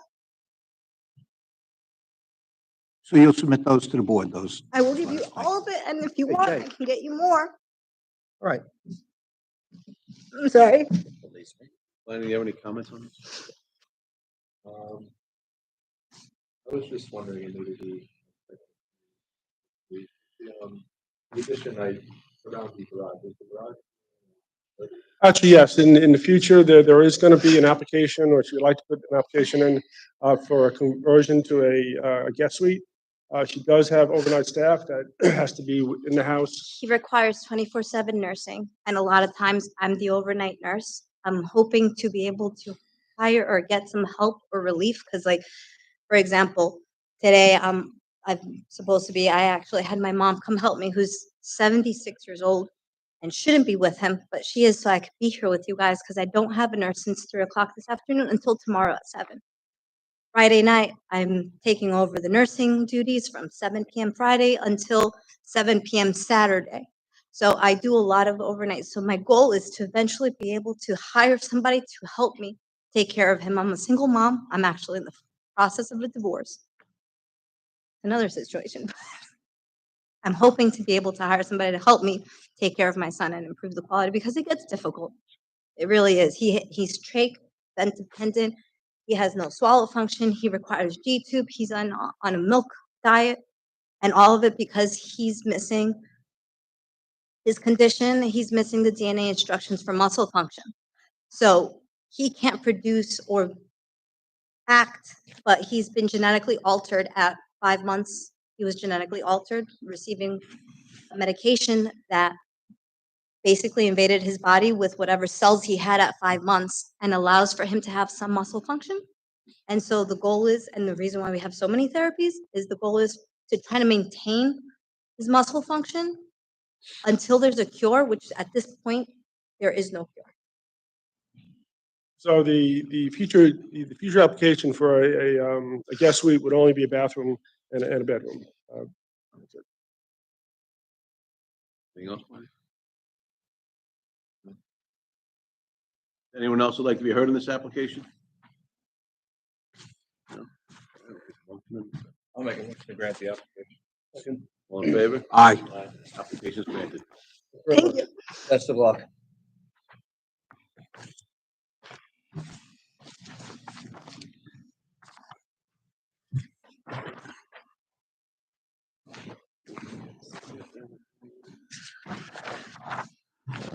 tough one.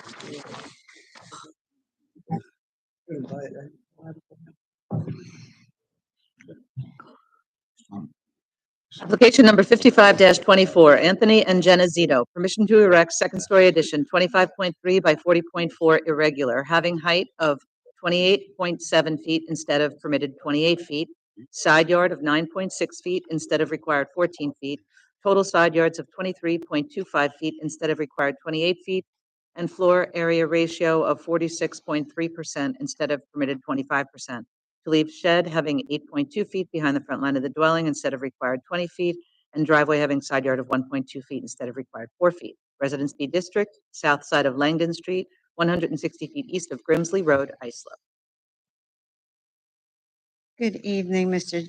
Chairman and members of the board. My name is Ruth Hungerford, expediter for Greenway Designs with offices located at 103 Greenway Drive in Farmingdale, New York, 11735. I'm here with the owners of the home, Anthony, Jenna, and their daughter, also residing at 6 Langdon Street in Islip.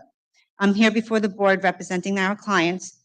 Currently, they have a one-story ranch-style home with an existing converted garage. Under this proposal, we would like to add a second-floor addition for additional living space for Anthony, Jenna, their 2 children, 8-year-old and a 1.5-year-old, and recently their mother, who has come live with them. I have handouts.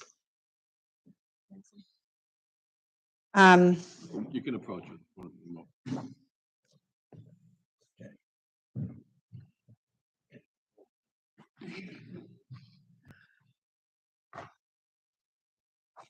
Okay, so as you can see, we're seeking variances for an existing non-conforming side yard of 9.6 feet instead of the 14 feet, and a total side yard of 23.5 feet instead of the required 28 feet. So we're proposing to put the second floor addition directly over the first floor.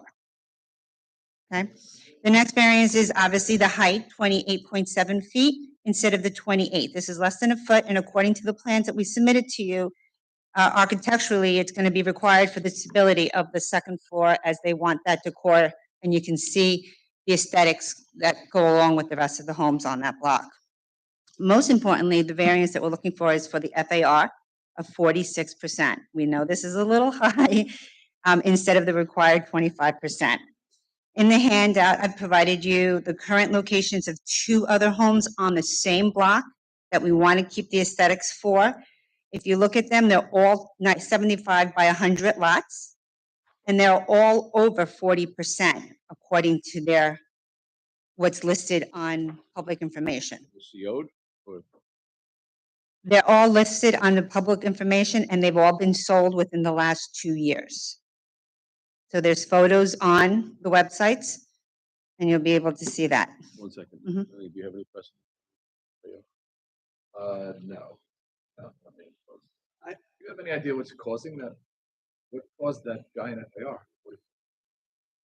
It's because of the basement. If you look at the notice, they're adding the basement storage space to that FAR. I have a question. It Mhm. says, your plans are kind of confusing me. Yeah. It says your proposed FAR is 71%. It's 46%. Well, it says existing is 49%. I think there's something wrong with the plans. I think so too. Mhm. I think maybe they were citing maybe another location because it gives the first floor area as 1,800 square feet and the first floor area is only 1,200 square. Correct, and that's why they revise, if you see the denial says 46% because it was How did they corrected by the calculate that? Did you architect. Give them accurate plans. The architect, they submitted the original plans for the permit, so I know there was a discussion between the architect and the review board, the planning review. You agree that these plans are not accurate? You agree? I agree that the square footage on the diagram are not correct, but the actual plans, if you do measure them, they do measure to be 1,200 square feet. On the survey, is the survey accurate? The survey,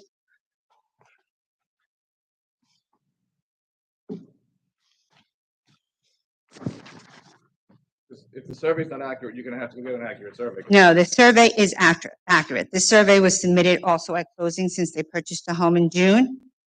And since then, They've had the child's getting older, they want to have another child, the mother's moved in. So there's a need for this to go up instead of having to move.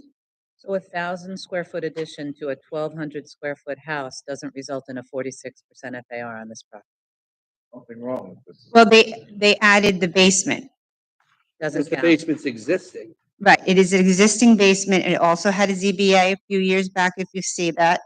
They've added the outside entrance. It So doesn't they're count. adding the, It doesn't count toward FAR unless you are seeking to turn it into an accessory apartment.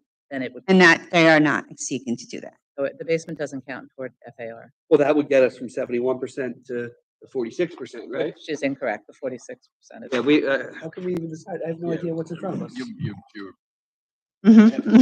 You're gonna need to take some time, get an adjournment and come back with an accurate survey. That's fine. I'll have the architect fix those Yeah, numbers because and as it resubmit stands, the this is plans. Probably not gonna go forward. Right, because according to it's going to be somewhere in the 32-33% range for FAR.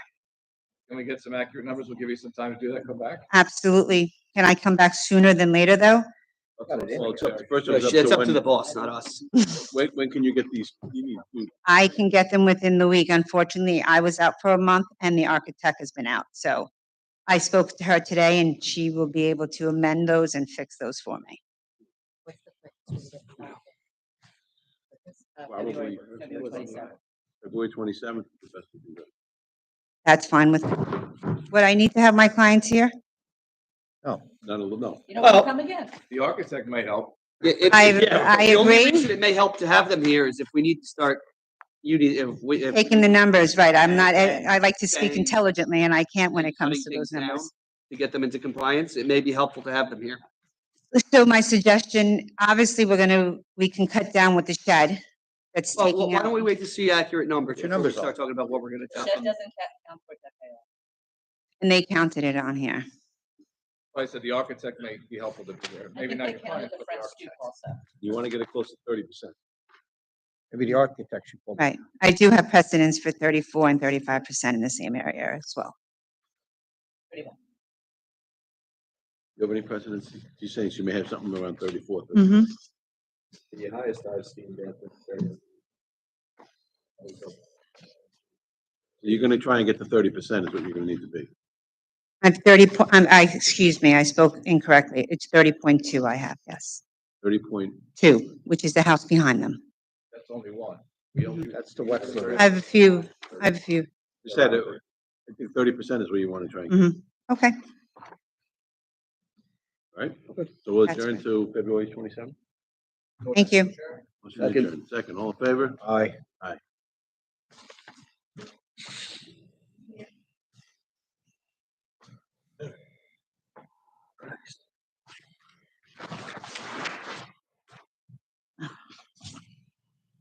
Application number 798-23, adjourned from December 19, 2023. Frank Canizaro, Grace and Frank Canizaro. Permission to erect accessory structure 25 by 37, having basement 25 by 43.83 instead of required slab foundation, leaving front yard of 18.1 feet instead of required 35 feet each, and to leave 6-foot fence on front property line not having required setback of 15 feet. Residence AA and Single A District, west side of Bayport Avenue, 434 feet north of Academy Street, through Holman Avenue, Bayport. Good evening, Mr. Chairman, members of the board. Name is Mel Gonzalez, MIG architect with offices at 200 Corporate Plaza, Suite A102, Orlandia, New York, 11749. I'm here on behalf of the Canizaro family. Mr. Canizaro is here with me as well to address what we are requesting for a variance. We had submitted 2 applications actually for this particular property. Back on January 17th of 2023, I had a conversation with Dan Burgos over in zoning.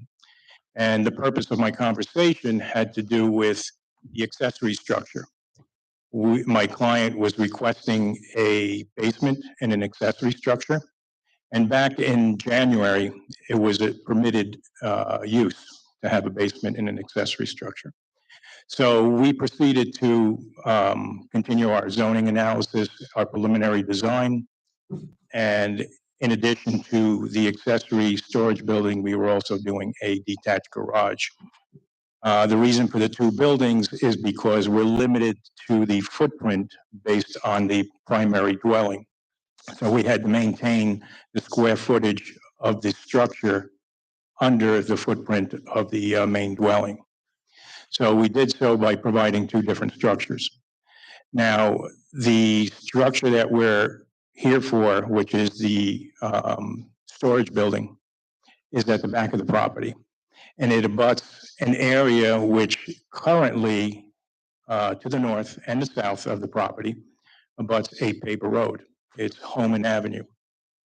And Mr. Canizaro at one point had purchased a property that was part of that Homan Avenue and had it abandoned, which he has ownership.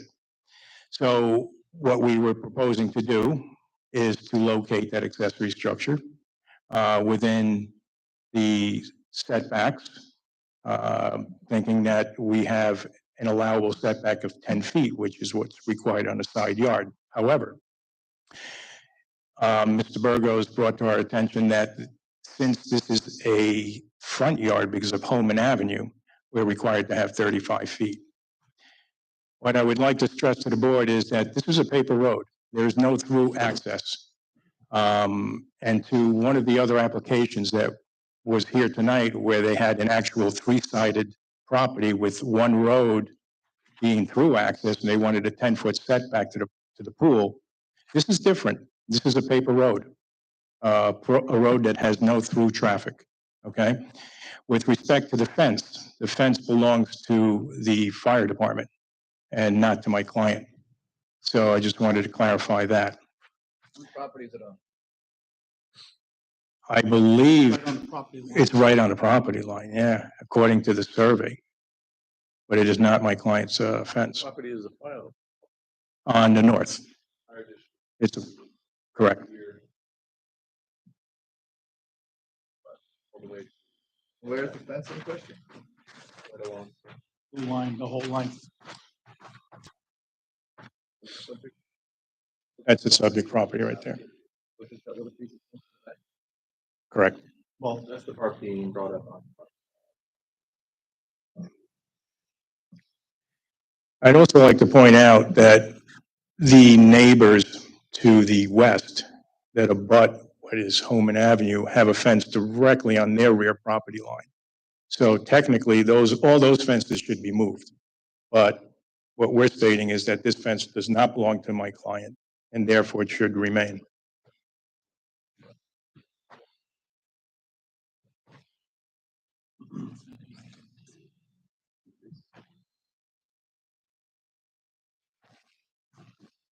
And there is one detached garage on now? Yes. We had received a permit for the detached garage, a new detached garage. So that was constructed. And I believe, is it finished right now? Complete? Waiting on the doors. They should be here Friday. Yeah, they're just waiting on, the doors and then getting final inspection for that detached garage. It looks like you got a two-story frame garage, 17 by 18, then you got another garage that's 37 by 25. And then in the back here, you got. Right? It's a barn. It's actually a barn. Huh? It's actually a barn, not a garage. And then you have a third detached structure in the way back, which is 37 by 25 also. Right? Proposed. Proposed. Yes. So three. Three structures, three accessory structures, yes. That's a shed. Okay. Lenny, you have any comments on this, or? Yeah, so the basement's being brought up. There's a recent code amendment that's saying maybe about here that all accessory structures are supposed to have a slab foundation.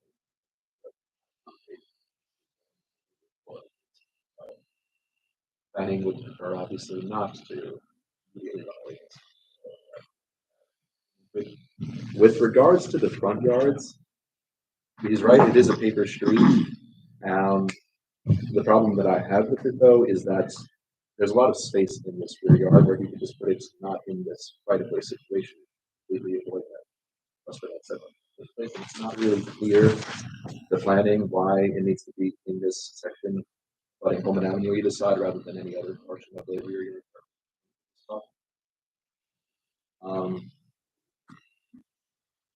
Yeah, and as far as the fence goes, that's obviously there's some kind of conflict.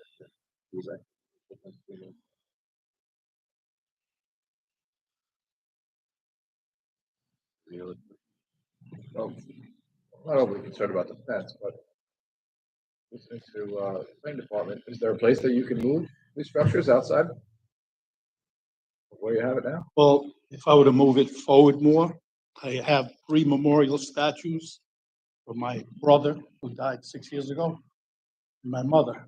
So I have to move them. And I really want to keep an open area. I don't want to have buildings in the middle of the yard everywhere, and then I'd have no open area to, if I ever wanted to have a party, I have a large family, to put up a large tent. And that's, And what we could like to have, but sometimes it's not always possible. it wouldn't be aesthetically pleasing to the eye. I would like to point out once again, you know, we talk about this as being a front yard. It's a dead end. It's a dead end, and it's also a paper road. It's basically an easement, I guess you could call it, right away. But it's not a through lot because my client owns that property. Okay, if it would, It's open. it's not open not because he open, owns it's the correct. property. Part to the north is open, it's a very root. It looked like it was paved as a road from No, the it's angle I was looking. I see, I see. Yeah, it's paved to a certain point and then, But it looks like, but now looking at it, the whole area And then back there the may Bayport have some Fire sort of District paving. owns it. yes, I've got a photograph looking at that area from that road. I'd like to give that to the, I really. Why do you need a basement? For storage, I had a 28 by 32 tent back there, temporary tent. And the Bayport Fire Department member called the town on me and I had to remove it. Did the tent have a basement? No, but it was 28 by 32. It was a large area. At 37. Now I want to put, Yeah, but now you're getting 37 by 25 plus a basement. I have a lot of stuff that's left out in the rain right now. You're welcome to come there and see all the Thank stuff that I have. I mean, I have, You know, my only issue, I mean, we're talking about a use variance now, not, There is also a current violation for outdoor storage. what's being outdoorly stored? I think that you into specifics, I assume it's vehicles and the. I have some trailers. Trailers aren't illegal, are they? Are boats illegal? I mean, It's not in front of us, though. Residential area. what's that? You can't have a trailer in the rear yard? That's a residential zoning. That's not before. That's not. Yeah, that's not in front of the us. meeting. You have a summons for that, apparently you were summoned for that, you're gonna have to deal with that with court. You have a violation pending? Yeah, our information says you do or probably might, but. Are they in court or they just got a notice of violation? I don't have any violations. But regardless, it's not before. It's not. Violation for what? We just said, I'm not sure. Oh, What is that? An activity which you said yourself. Somebody's called. yeah, that was several years ago when I had to take the tent down. This is the Baker Street. That's I the think Baker that's. Street. Right, so they're- Where is this taken from? what's that? That's. So photo north view, Hang on. north view of Holman Avenue. That's from over there. Okay. Yes, Okay. yes. That's looking from the subject property towards the north, towards the fire department. Yeah, it looks pretty open to me. Paved at least. No, that's the client. Okay. North. The only thing I really have an issue with is the cellar.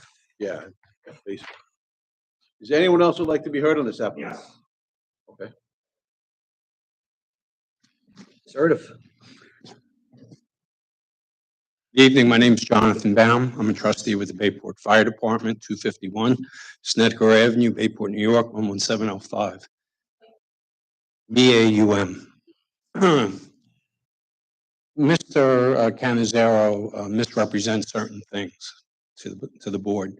First thing is that roadway that you're talking about, which is north of his property, there is a portion of that which is an open road. The entire road is paved from the property line up to Railroad Street, Railroad Avenue, which is right up to where the train tracks are. Now, a portion of that roadway was condemned and deemed abandoned, half going to the fire department and half going to the Bayport Fire District.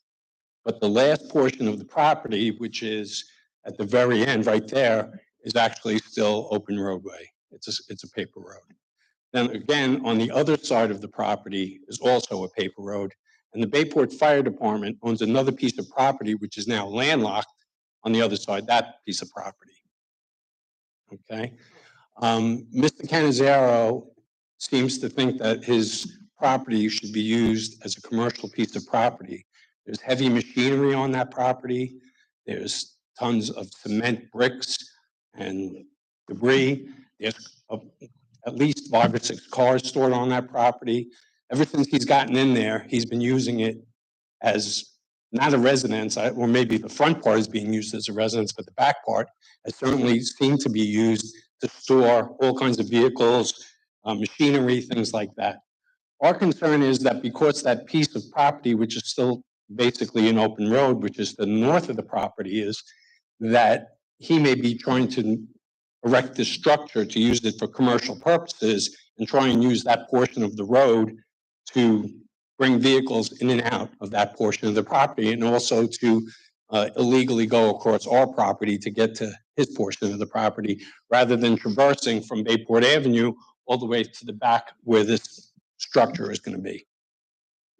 Holman Avenue going north goes through the fire department. Yes, and the fire district. And going south, there is nothing, right? Going south, there is quote unquote a paper road that goes to Academy Street, but it's not paved. But it is paved from the north part, from that port, all the way up to Railroad Street. There's a fence running on the north side of his property. There's a fence running on the north side of his property, which has been there since before he owned the property. It says here on the site plan that there's a gate. The gate was there, and it's my understanding the gate itself has been removed. Is it? But there is a fence there. Whose gate is, or whose fence is it? The fences belong to the Bayport Fire Department. Okay.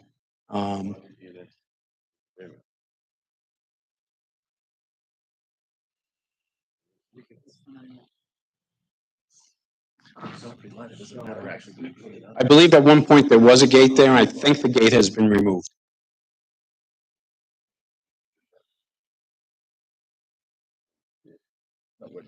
No, I'm not worried about the I'm fence. just curious about it. My main concern here is actually the cellar, or the Yeah. basement.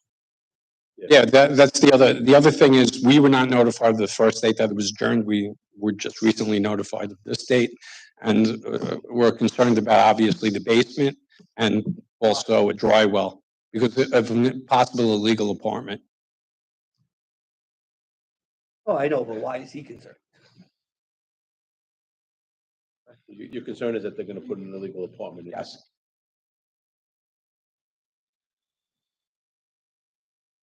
That it? Yeah, that's basically our concerns. Okay, thank you. Anyone else like to be heard on this application? Drainage there. Why? Gonzalez, there's a lot of drainage back in that area. Yeah, you get two. One. Yeah, one, just to address that, one is for the runoff on the structure and the other one is for a dry well for the landing at the cellar stairs. Okay, if you're familiar with exterior stairwells, when it's a heavy downpour, you want to make sure you collect that. We can resolve that by not giving you the basement. Understood, yeah, and there's also, what we've tried to point out was that we got caught in the middle of this while we were designing this. At the time that we started this and had conversations with the zoning department, it was a permitted use, okay? And it wasn't, I wouldn't be before you if we decided, to do it after, but we were right in the middle of the process, okay? So we kind of got caught in the middle. And all I'm asking for is to allow us to do something that was previously approved for many, many, many years. And we got caught right there just at that point. Weren't notified whether the zoning ordinance was going to change, it was going to affect us. Otherwise, I would have submitted something. because I know how the process works in the town. If it's in queue and it's been filed, then you're allowed to proceed. But we weren't given that I option. believe that the test is for vested rights if you have a shovel in the ground, but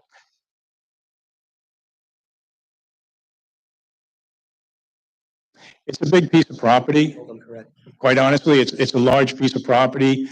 It's heavily wooded, heavily screened. To the gentleman's point here, why, he's concerned that it is going to be an apartment. That shouldn't affect him whatsoever. And I'm pretty sure, and my client can speak to that behalf, regarding the apartment. And, I don't believe he's going to have an apartment down there. And one other thing, the fence, Are you gonna have an apartment there? no, one other thing, the fence that he speaks about, it's missing the gate, it's not, gates are there, padded with a chain and lock, which Bayport Fire Department placed. And there's a mound about this high of wood chips, the whole length of the property. So I don't know what he's talking about. He's lying to the board. I'd also like to point out, his comment about his concern of him putting a building and having access from Homan. That's disingenuous, because when you look at the distance from the building, or let's say the cellar stair that's being proposed to the property line, that's 18 feet. That's awfully tight. You're not going to bring heavy equipment or let's say trucks or anything in that location. I can't anyway, there's a mound that blocked it off. Now, I know that it's illegal, what they did.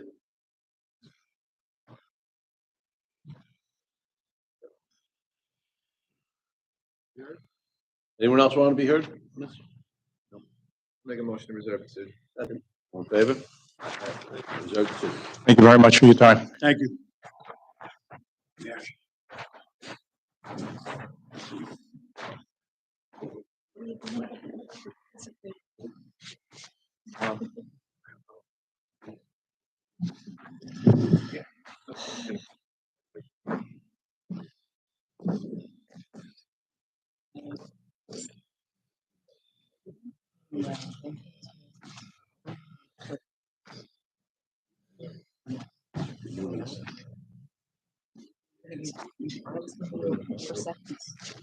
I've done it enough.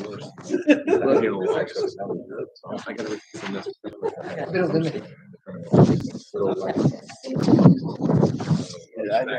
Yep. It was a lot of fun. I know. I'm very upset. Oh, you have that?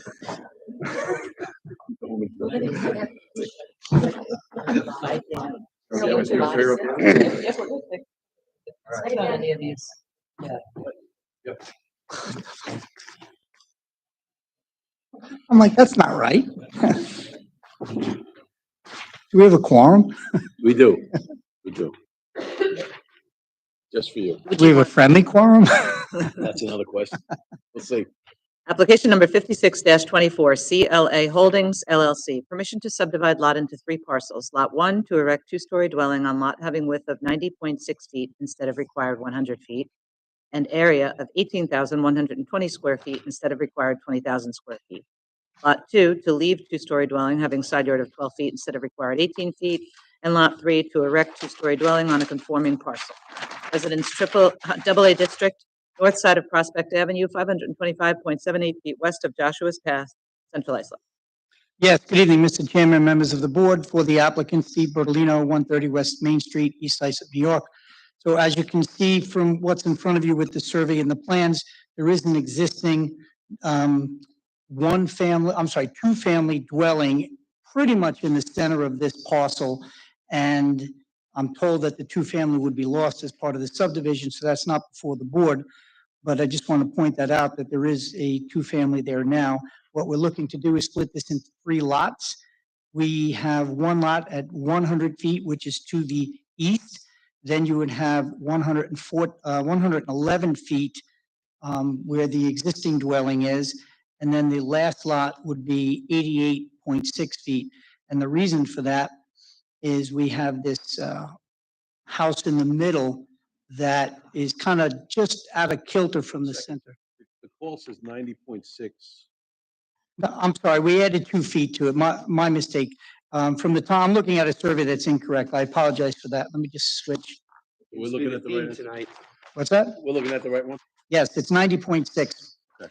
What happened was that increases the variance request on the existing dwelling. So the only way that we can avoid having to demolish this existing house and move it was to kind of alter the lot sizes on the two. So, Mr. Chairman, you are correct. The lot to the west would be 90.6 feet.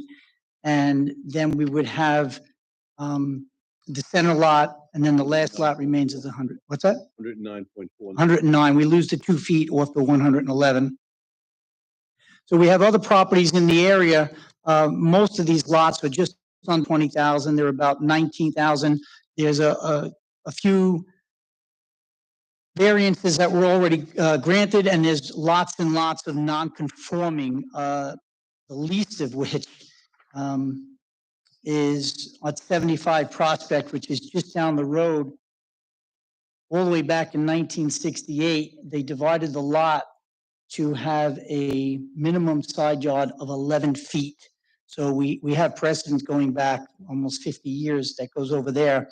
Then we have another one that is 3.1 feet at 475 Prospect Avenue on the east side yard setback. You have another one at 483 that is 15.1, 487 is 16.6. And I'm pointing these out to the board so that, you know, the nature and character of the area is shown to be in conformance with what we're proposing. The front yard setback for the existing dwelling does not meet the code, but my understanding is that no variance is required because it's a legal non-conforming. So it's already there. We don't need the variance, and I want to just point that out to the Legal board. and non-conforming if you subdivide the lot though? Well, we were told by zoning that, yes, that would maintain, but the two-family wouldn't. So it wasn't put on the call of the meeting for that reason.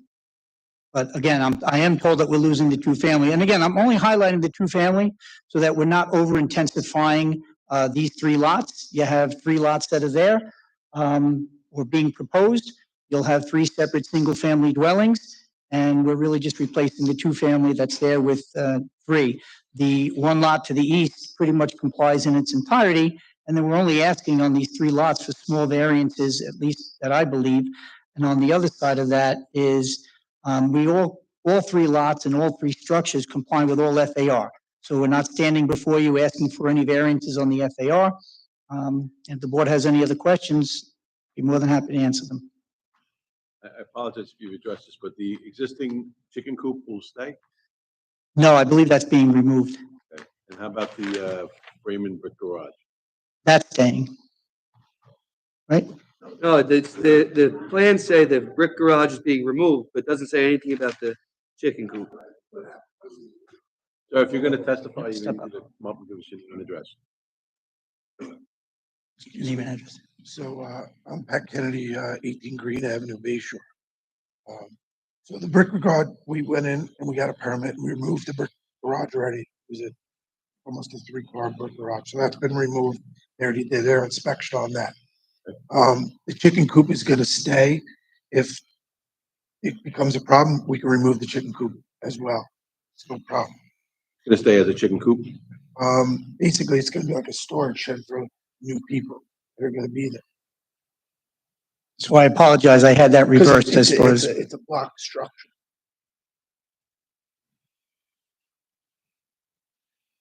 I don't think we need a variance on that. I don't know that, I mean, I understand the question. I don't think that's before the board.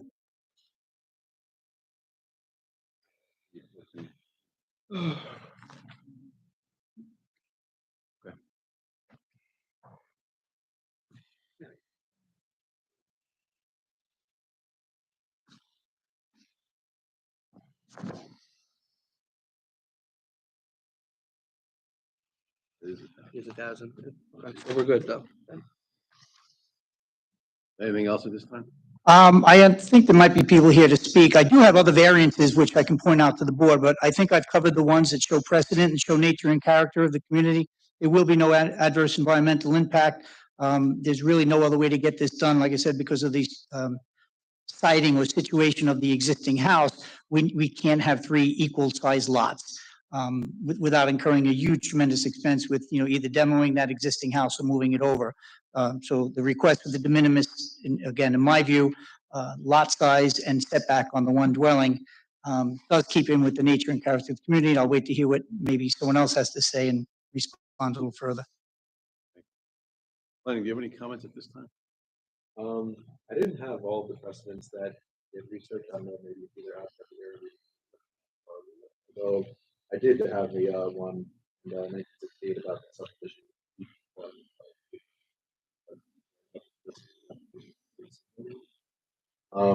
Other than that, presentation was rather thorough. It is a situation where they could theoretically make 3 completely conforming lots. But in order to leave the existing house, if they made 3 lots at 100 feet wide, they would have a 2-foot side yard. So that's why they took about 10 feet from one to the 12-foot side yard. And really, the variances are sort of intertwined in that way, where if they can meet more conforming on one, they'll make the other. Can you just zoom out on the,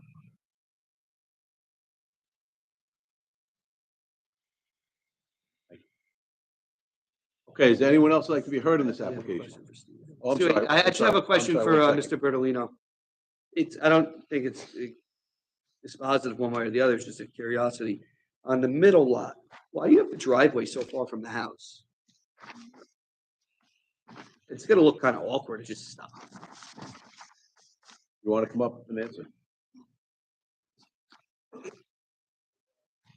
That's from what we understand is that when this gets approved, they're gonna have to move that driveway closer to the existing house that's there now. Yeah, Yeah, it would make more sense. It's that's what the drawn, building department wants, but it's drawn as Drawn as proposed. right? They want us to change that. Oh, I understand. Understand what I'm saying? We have to go through the building department to change that. I think it's a good idea. It would look- Yeah, we're gonna change that because there's trees along the street. And that's why they want that to be moved over, and then the other driveways have to be flipped, so they don't want to remove any of the trees that are existing at present. From what I understand, that's existing dirt and grass. It's not actually paved. Right, it's not So paved. it's drawn as a driveway as existing, but it's not going to be the final product that's going to be.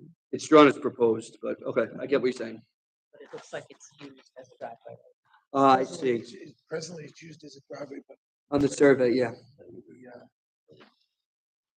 building department said they would have to move that driveway and the other 2 driveways. But we trees won't be existing. I got you. Makes sense. Thank you. All right, now, is there anyone else who would like to be heard in this application?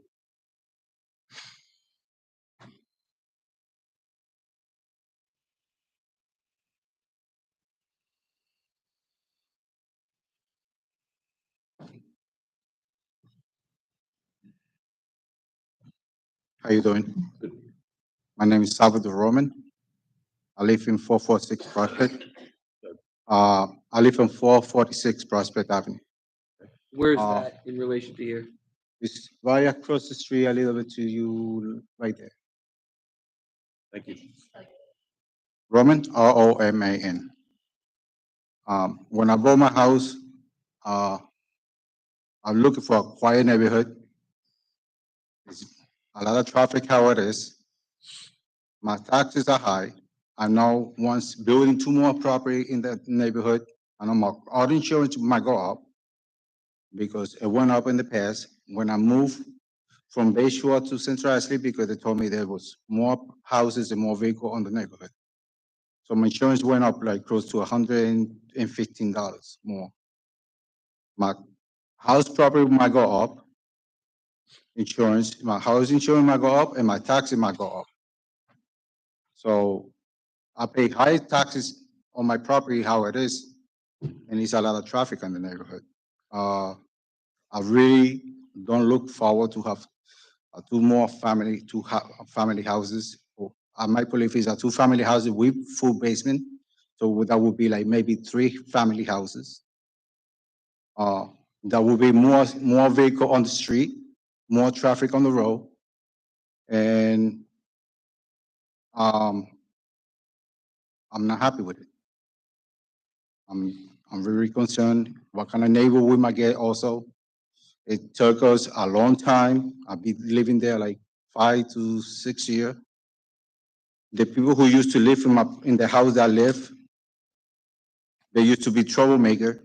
I was surprised that all the neighbors were coming and shaking the hand and telling me, thank you, welcome to the neighborhood, and thank you by buying the house. I didn't know what was going on after I heard all the story.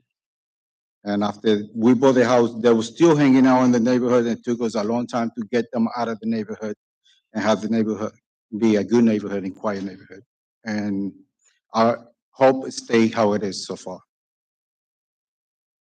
Thank you. Thank you. Does anyone else would like to be heard on this application?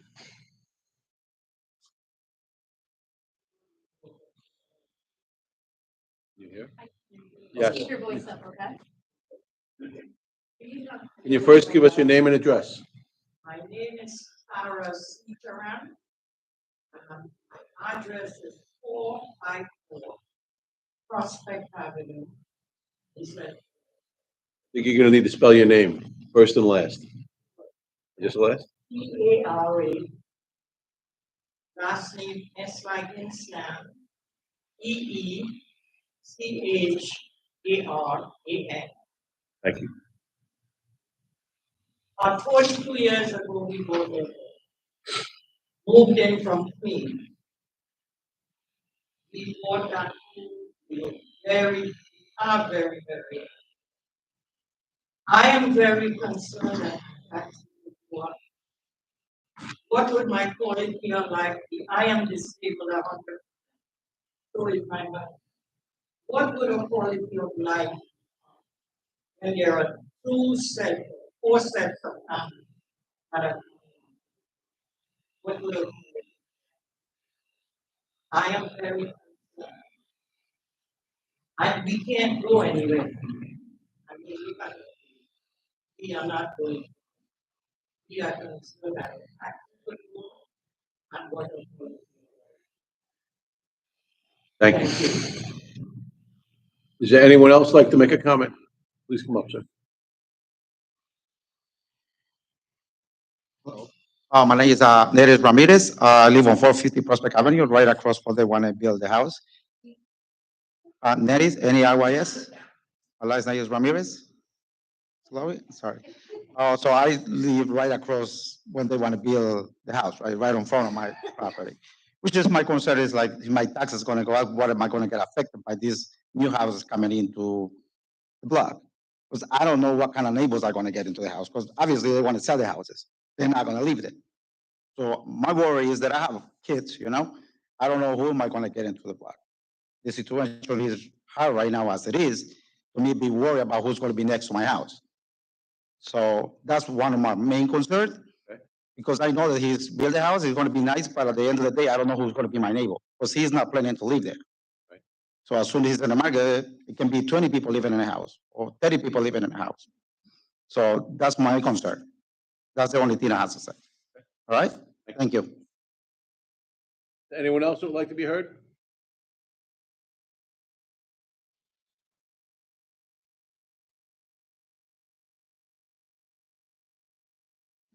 Yeah, my name is Jason Ramnarain. I live right next door to where he's building the house, 447 Prospect Avenue.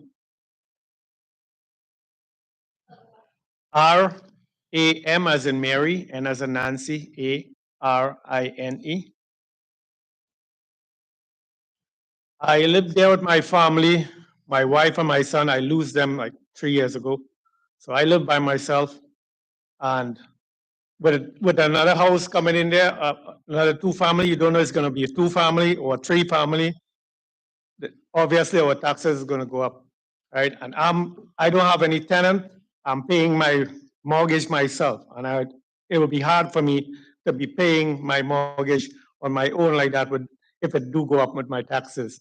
And we don't know what kind of neighborhood we're going to have, because before I moved there, my house also had a lot of people hanging out and stuff. The area was bad. And like my neighbor Sal said before he moved into the block, right? It was bad across the street from him. So I have a barn next to the house where they're building the lot. People used to hang out there. So Now that it's gonna the house is gonna be sold after they build, we don't know what our tenants gonna be like, how the neighborhood is gonna get. So I'm a little bit concerned about that. Okay, thank you, sir. Is there anyone else who'd like to be heard? Please come up, man.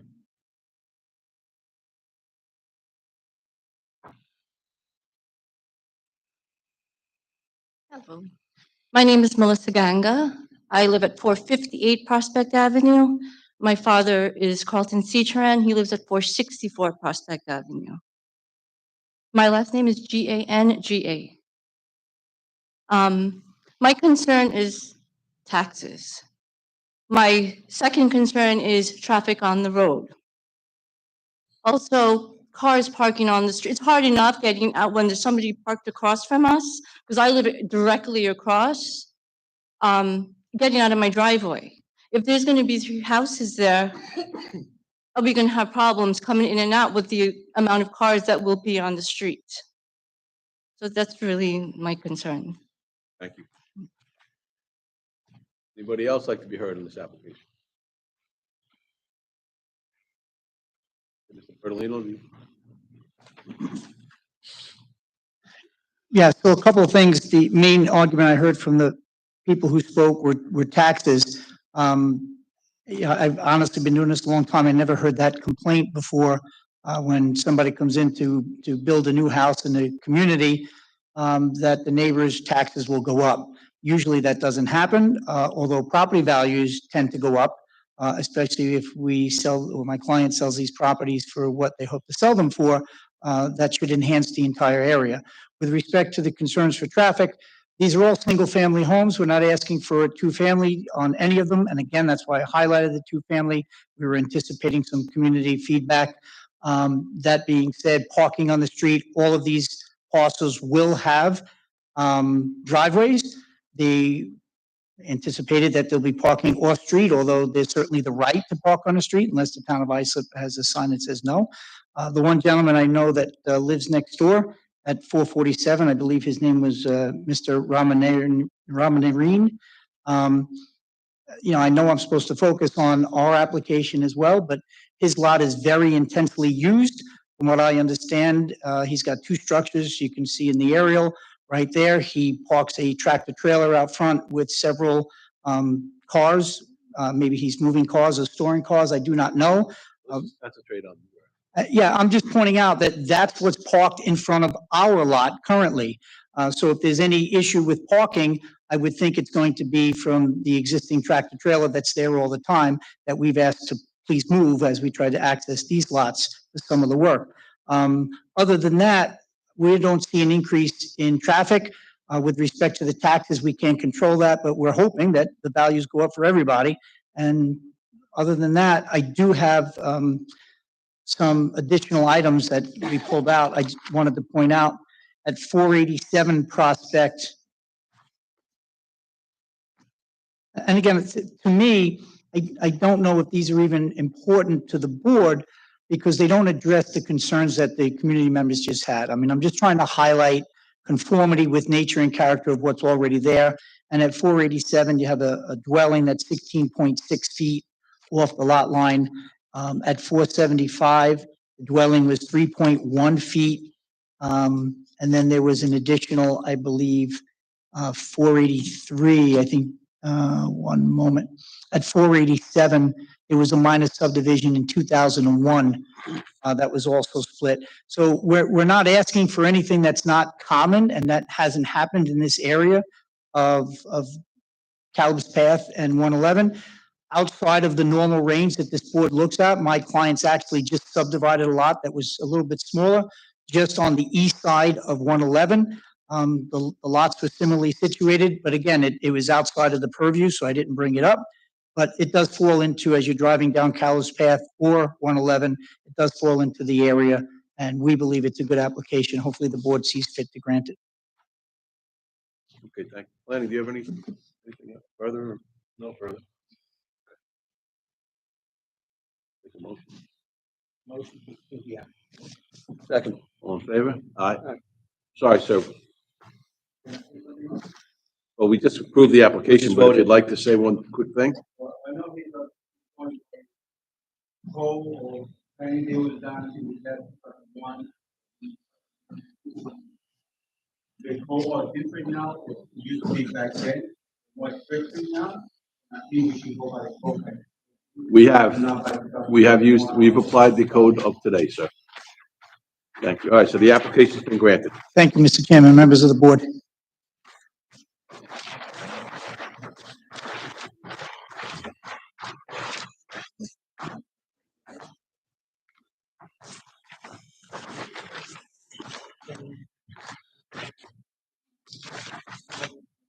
Yeah, me too. I feel like it's a teachable moment. No, I'm the one who usually bitches about it. But I just feel so.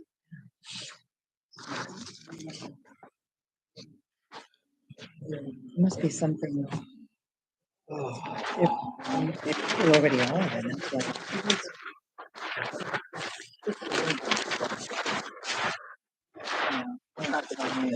It's as of right, Terry.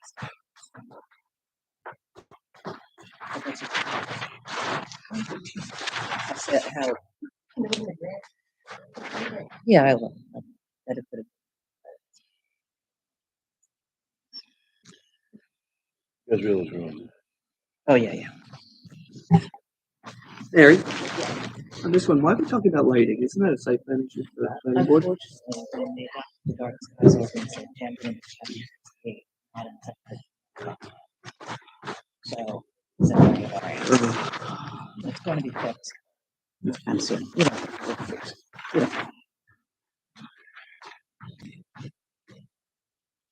Application number 57-24, J Nazaro Partnership LP. Permission to erect commercial building leaving side yard of 25 feet instead of required 50 feet and front yard of 73.1 instead of required 75 feet. To install exterior lighting leaving light trespass of 0.4 foot candles instead of permitted 0.05 foot candles and leaving parking area lighting level of 0.1 foot candles instead of recommended practice guideline of 0.6 foot candles. Business 1 District, east side of Saxon Avenue, 197.75 feet north of Montauk Highway, Bay Shore. Yes, good evening, Mr. Chairman. Again, for the applicant, Steve Bertolino, 130 West Main Street, East Sussex, New York. So I think Mr. Nicolia might be the only board member that may recall this large project that Mr. Nazaro took on about 10 years ago. It was a purchase of 5 parcels to the north up by Union and Saxon. And he can. The old 7-Eleven? The old 7-Eleven, that's correct. And I've been before this board several times for this whole caboodle. And that being said, what happened was there was a 7-Eleven that is there since the early 60s, and it was a mid-block location. Mr. Nazaro acquired several parcels to the north and a gas station. We abandoned the road. We created some easements. We moved the 7-Eleven about 2 or 3 years ago up to the corner of Saxon and Union.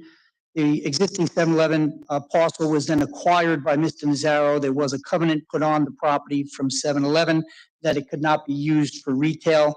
And, we never assumed it would be. And I made those presentations to the boards, to town board, planning board, and zoning board, that we would use it in some other fashion. That being said, now that all of that northerly stuff is done and we removed the 7-Eleven from the mid-block on Saxon to the corner, we're now looking to develop this and add it to Jim Nazaro's existing medical and where Mr. Nazaro keeps his own office. So as you can see from the elevation I put here in front of you, the building is just going to be an extension of that depiction. The 7-Eleven building was 28 feet off of the north lot line, and we're proposing to put our building at 25, keeping it in line with the asphalt and curbing. We kind of moved some of the curb cuts. I made this application to the planning board about a month and a half ago, could be 2 months now as time flies, and we did get approval. I did hear the question about the lumens and the lighting. I don't believe that was ever a question that the planning board had.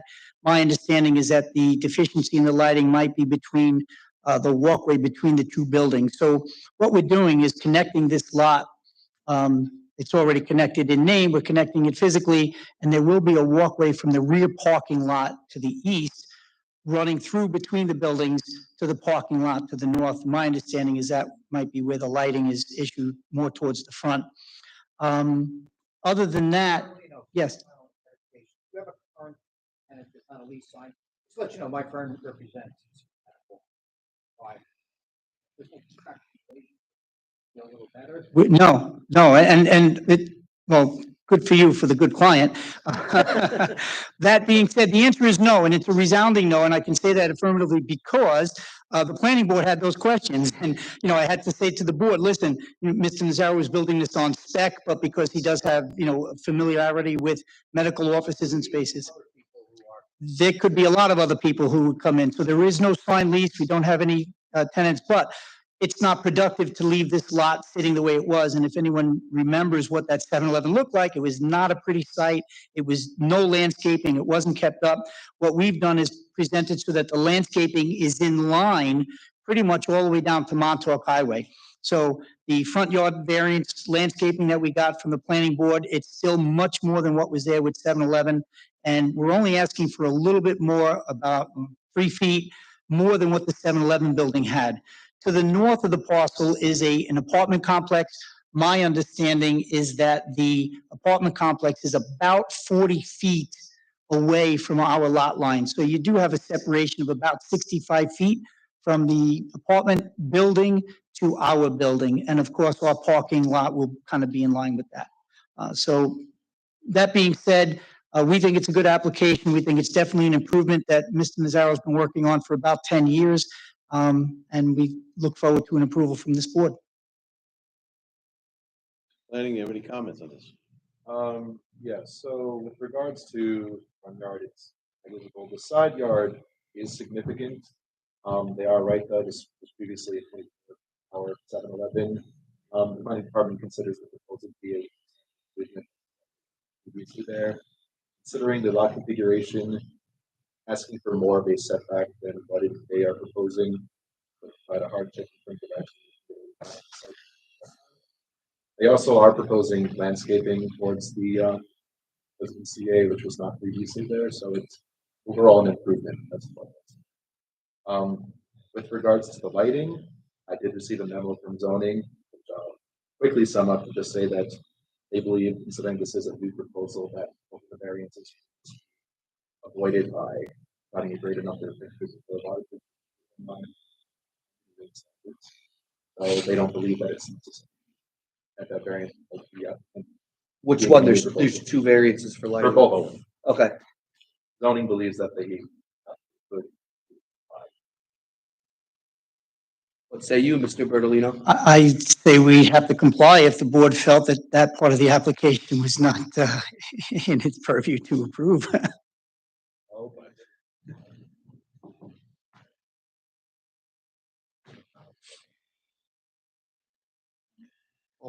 So I just spoke with Greg Mogul, who's the manager of J. Nazaro Partnership. Ultimately, he's brought up a good point. He believes that it was an issue with night sky compliance, which may or may not have been, like, if we add one more fixture, you know, will that illumination move up? So, you know, we'll do the best we can to comply if the board felt that. We believe that these are de minimis, and the hardest thing, I was waiting for Mr. Wexler to grill me on this, but I don't know how you measure the foot candles. No, I do not. I honestly. Get him on speaker. Yeah. I don't know how you measure the foot candles to actually present to the board and say, this is how we can address that issue. I know the architects and the engineers are smarter than I am, and I believe they presented the best drawings and mechanicals that we could to illuminate it. And as Mr. Mogul just pointed out, it may be an issue of complying with dark sky. And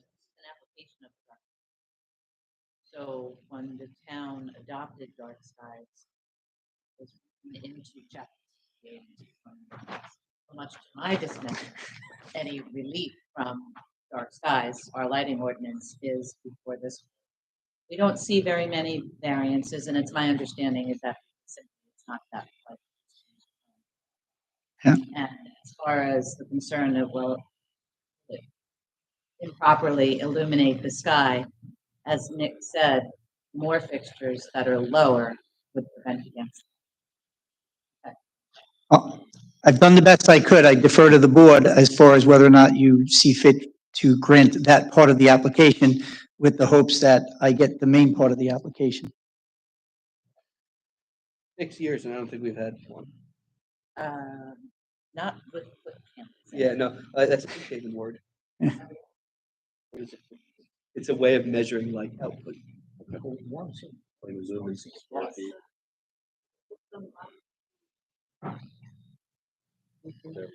It's an antiquated method of measurement of light. I mean, I think we should follow plans. Yeah, I don't. I'm sorry, you're right. I can't fully understand what was already there.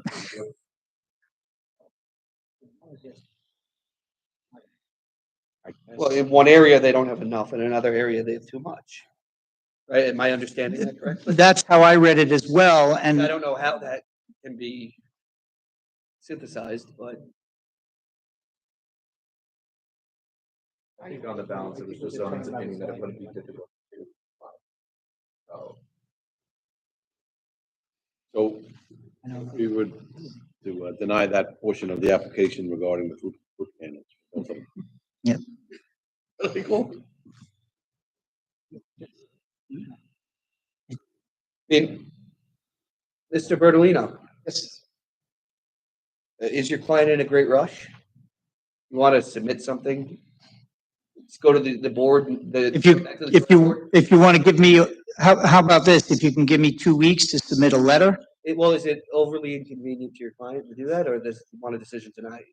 Because I don't think he's going to like the decision tonight. No, I understand. I think what our concern is, if it were that easy, the engineers that designed it should have been able to do it. There was some reason why, and I apologize for not having that answer at the tip of my tongue, but there was some reason why they couldn't get it to comply.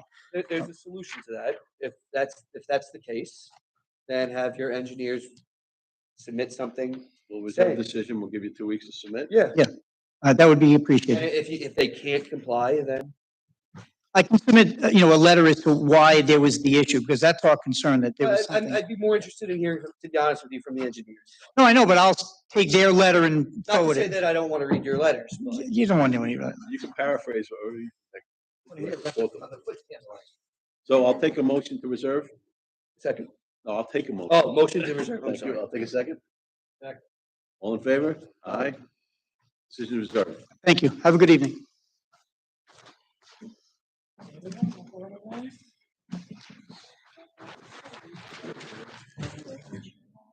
Yeah, that's what they usually look like. Yes. When I-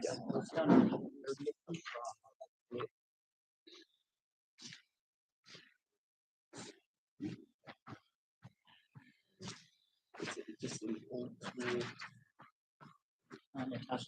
All right. What happened? Well, I don't know. She said more and This is more right. and more, Mary. I said, Natasha, this- Yeah. Okay, everybody, who's left? We have. We did already. That's all. We have 13 accessory apartments to renew for a period of 3 years. Motion. All in favor? Thank you. And we have 4 reserved decisions to read into the record. Application number 695-23, Cervante Pare Lopez. In accordance with the proposed written decision dated January 30th, 2024, the application is granted on motion of Motion. Second. All in favor? Aye. application number 699-23, JJJ Real Estate Enterprises LLC. In accordance with the proposed written decision dated January 30, 2024, the application is denied as submitted, requesting a front yard setback of 32 feet. However, granted permission to erect a warehouse having a front yard of no less than 40 feet. On motion of Motion. Second. All in favor? Aye. application number 735-23, Roberto and Ada Rivera. In accordance with a proposed written decision dated January 30th, 2024, the application is granted. On motion of Motion. Second. All in favor? Aye. application number 16-24, Robert and Gina Geyer. In accordance with the proposed written decision dated January 30th, 2024, the application is granted. On motion of Motion. Second. All in favor? Aye. thank you, everybody. That's a wrap. Yes, I'm sorry.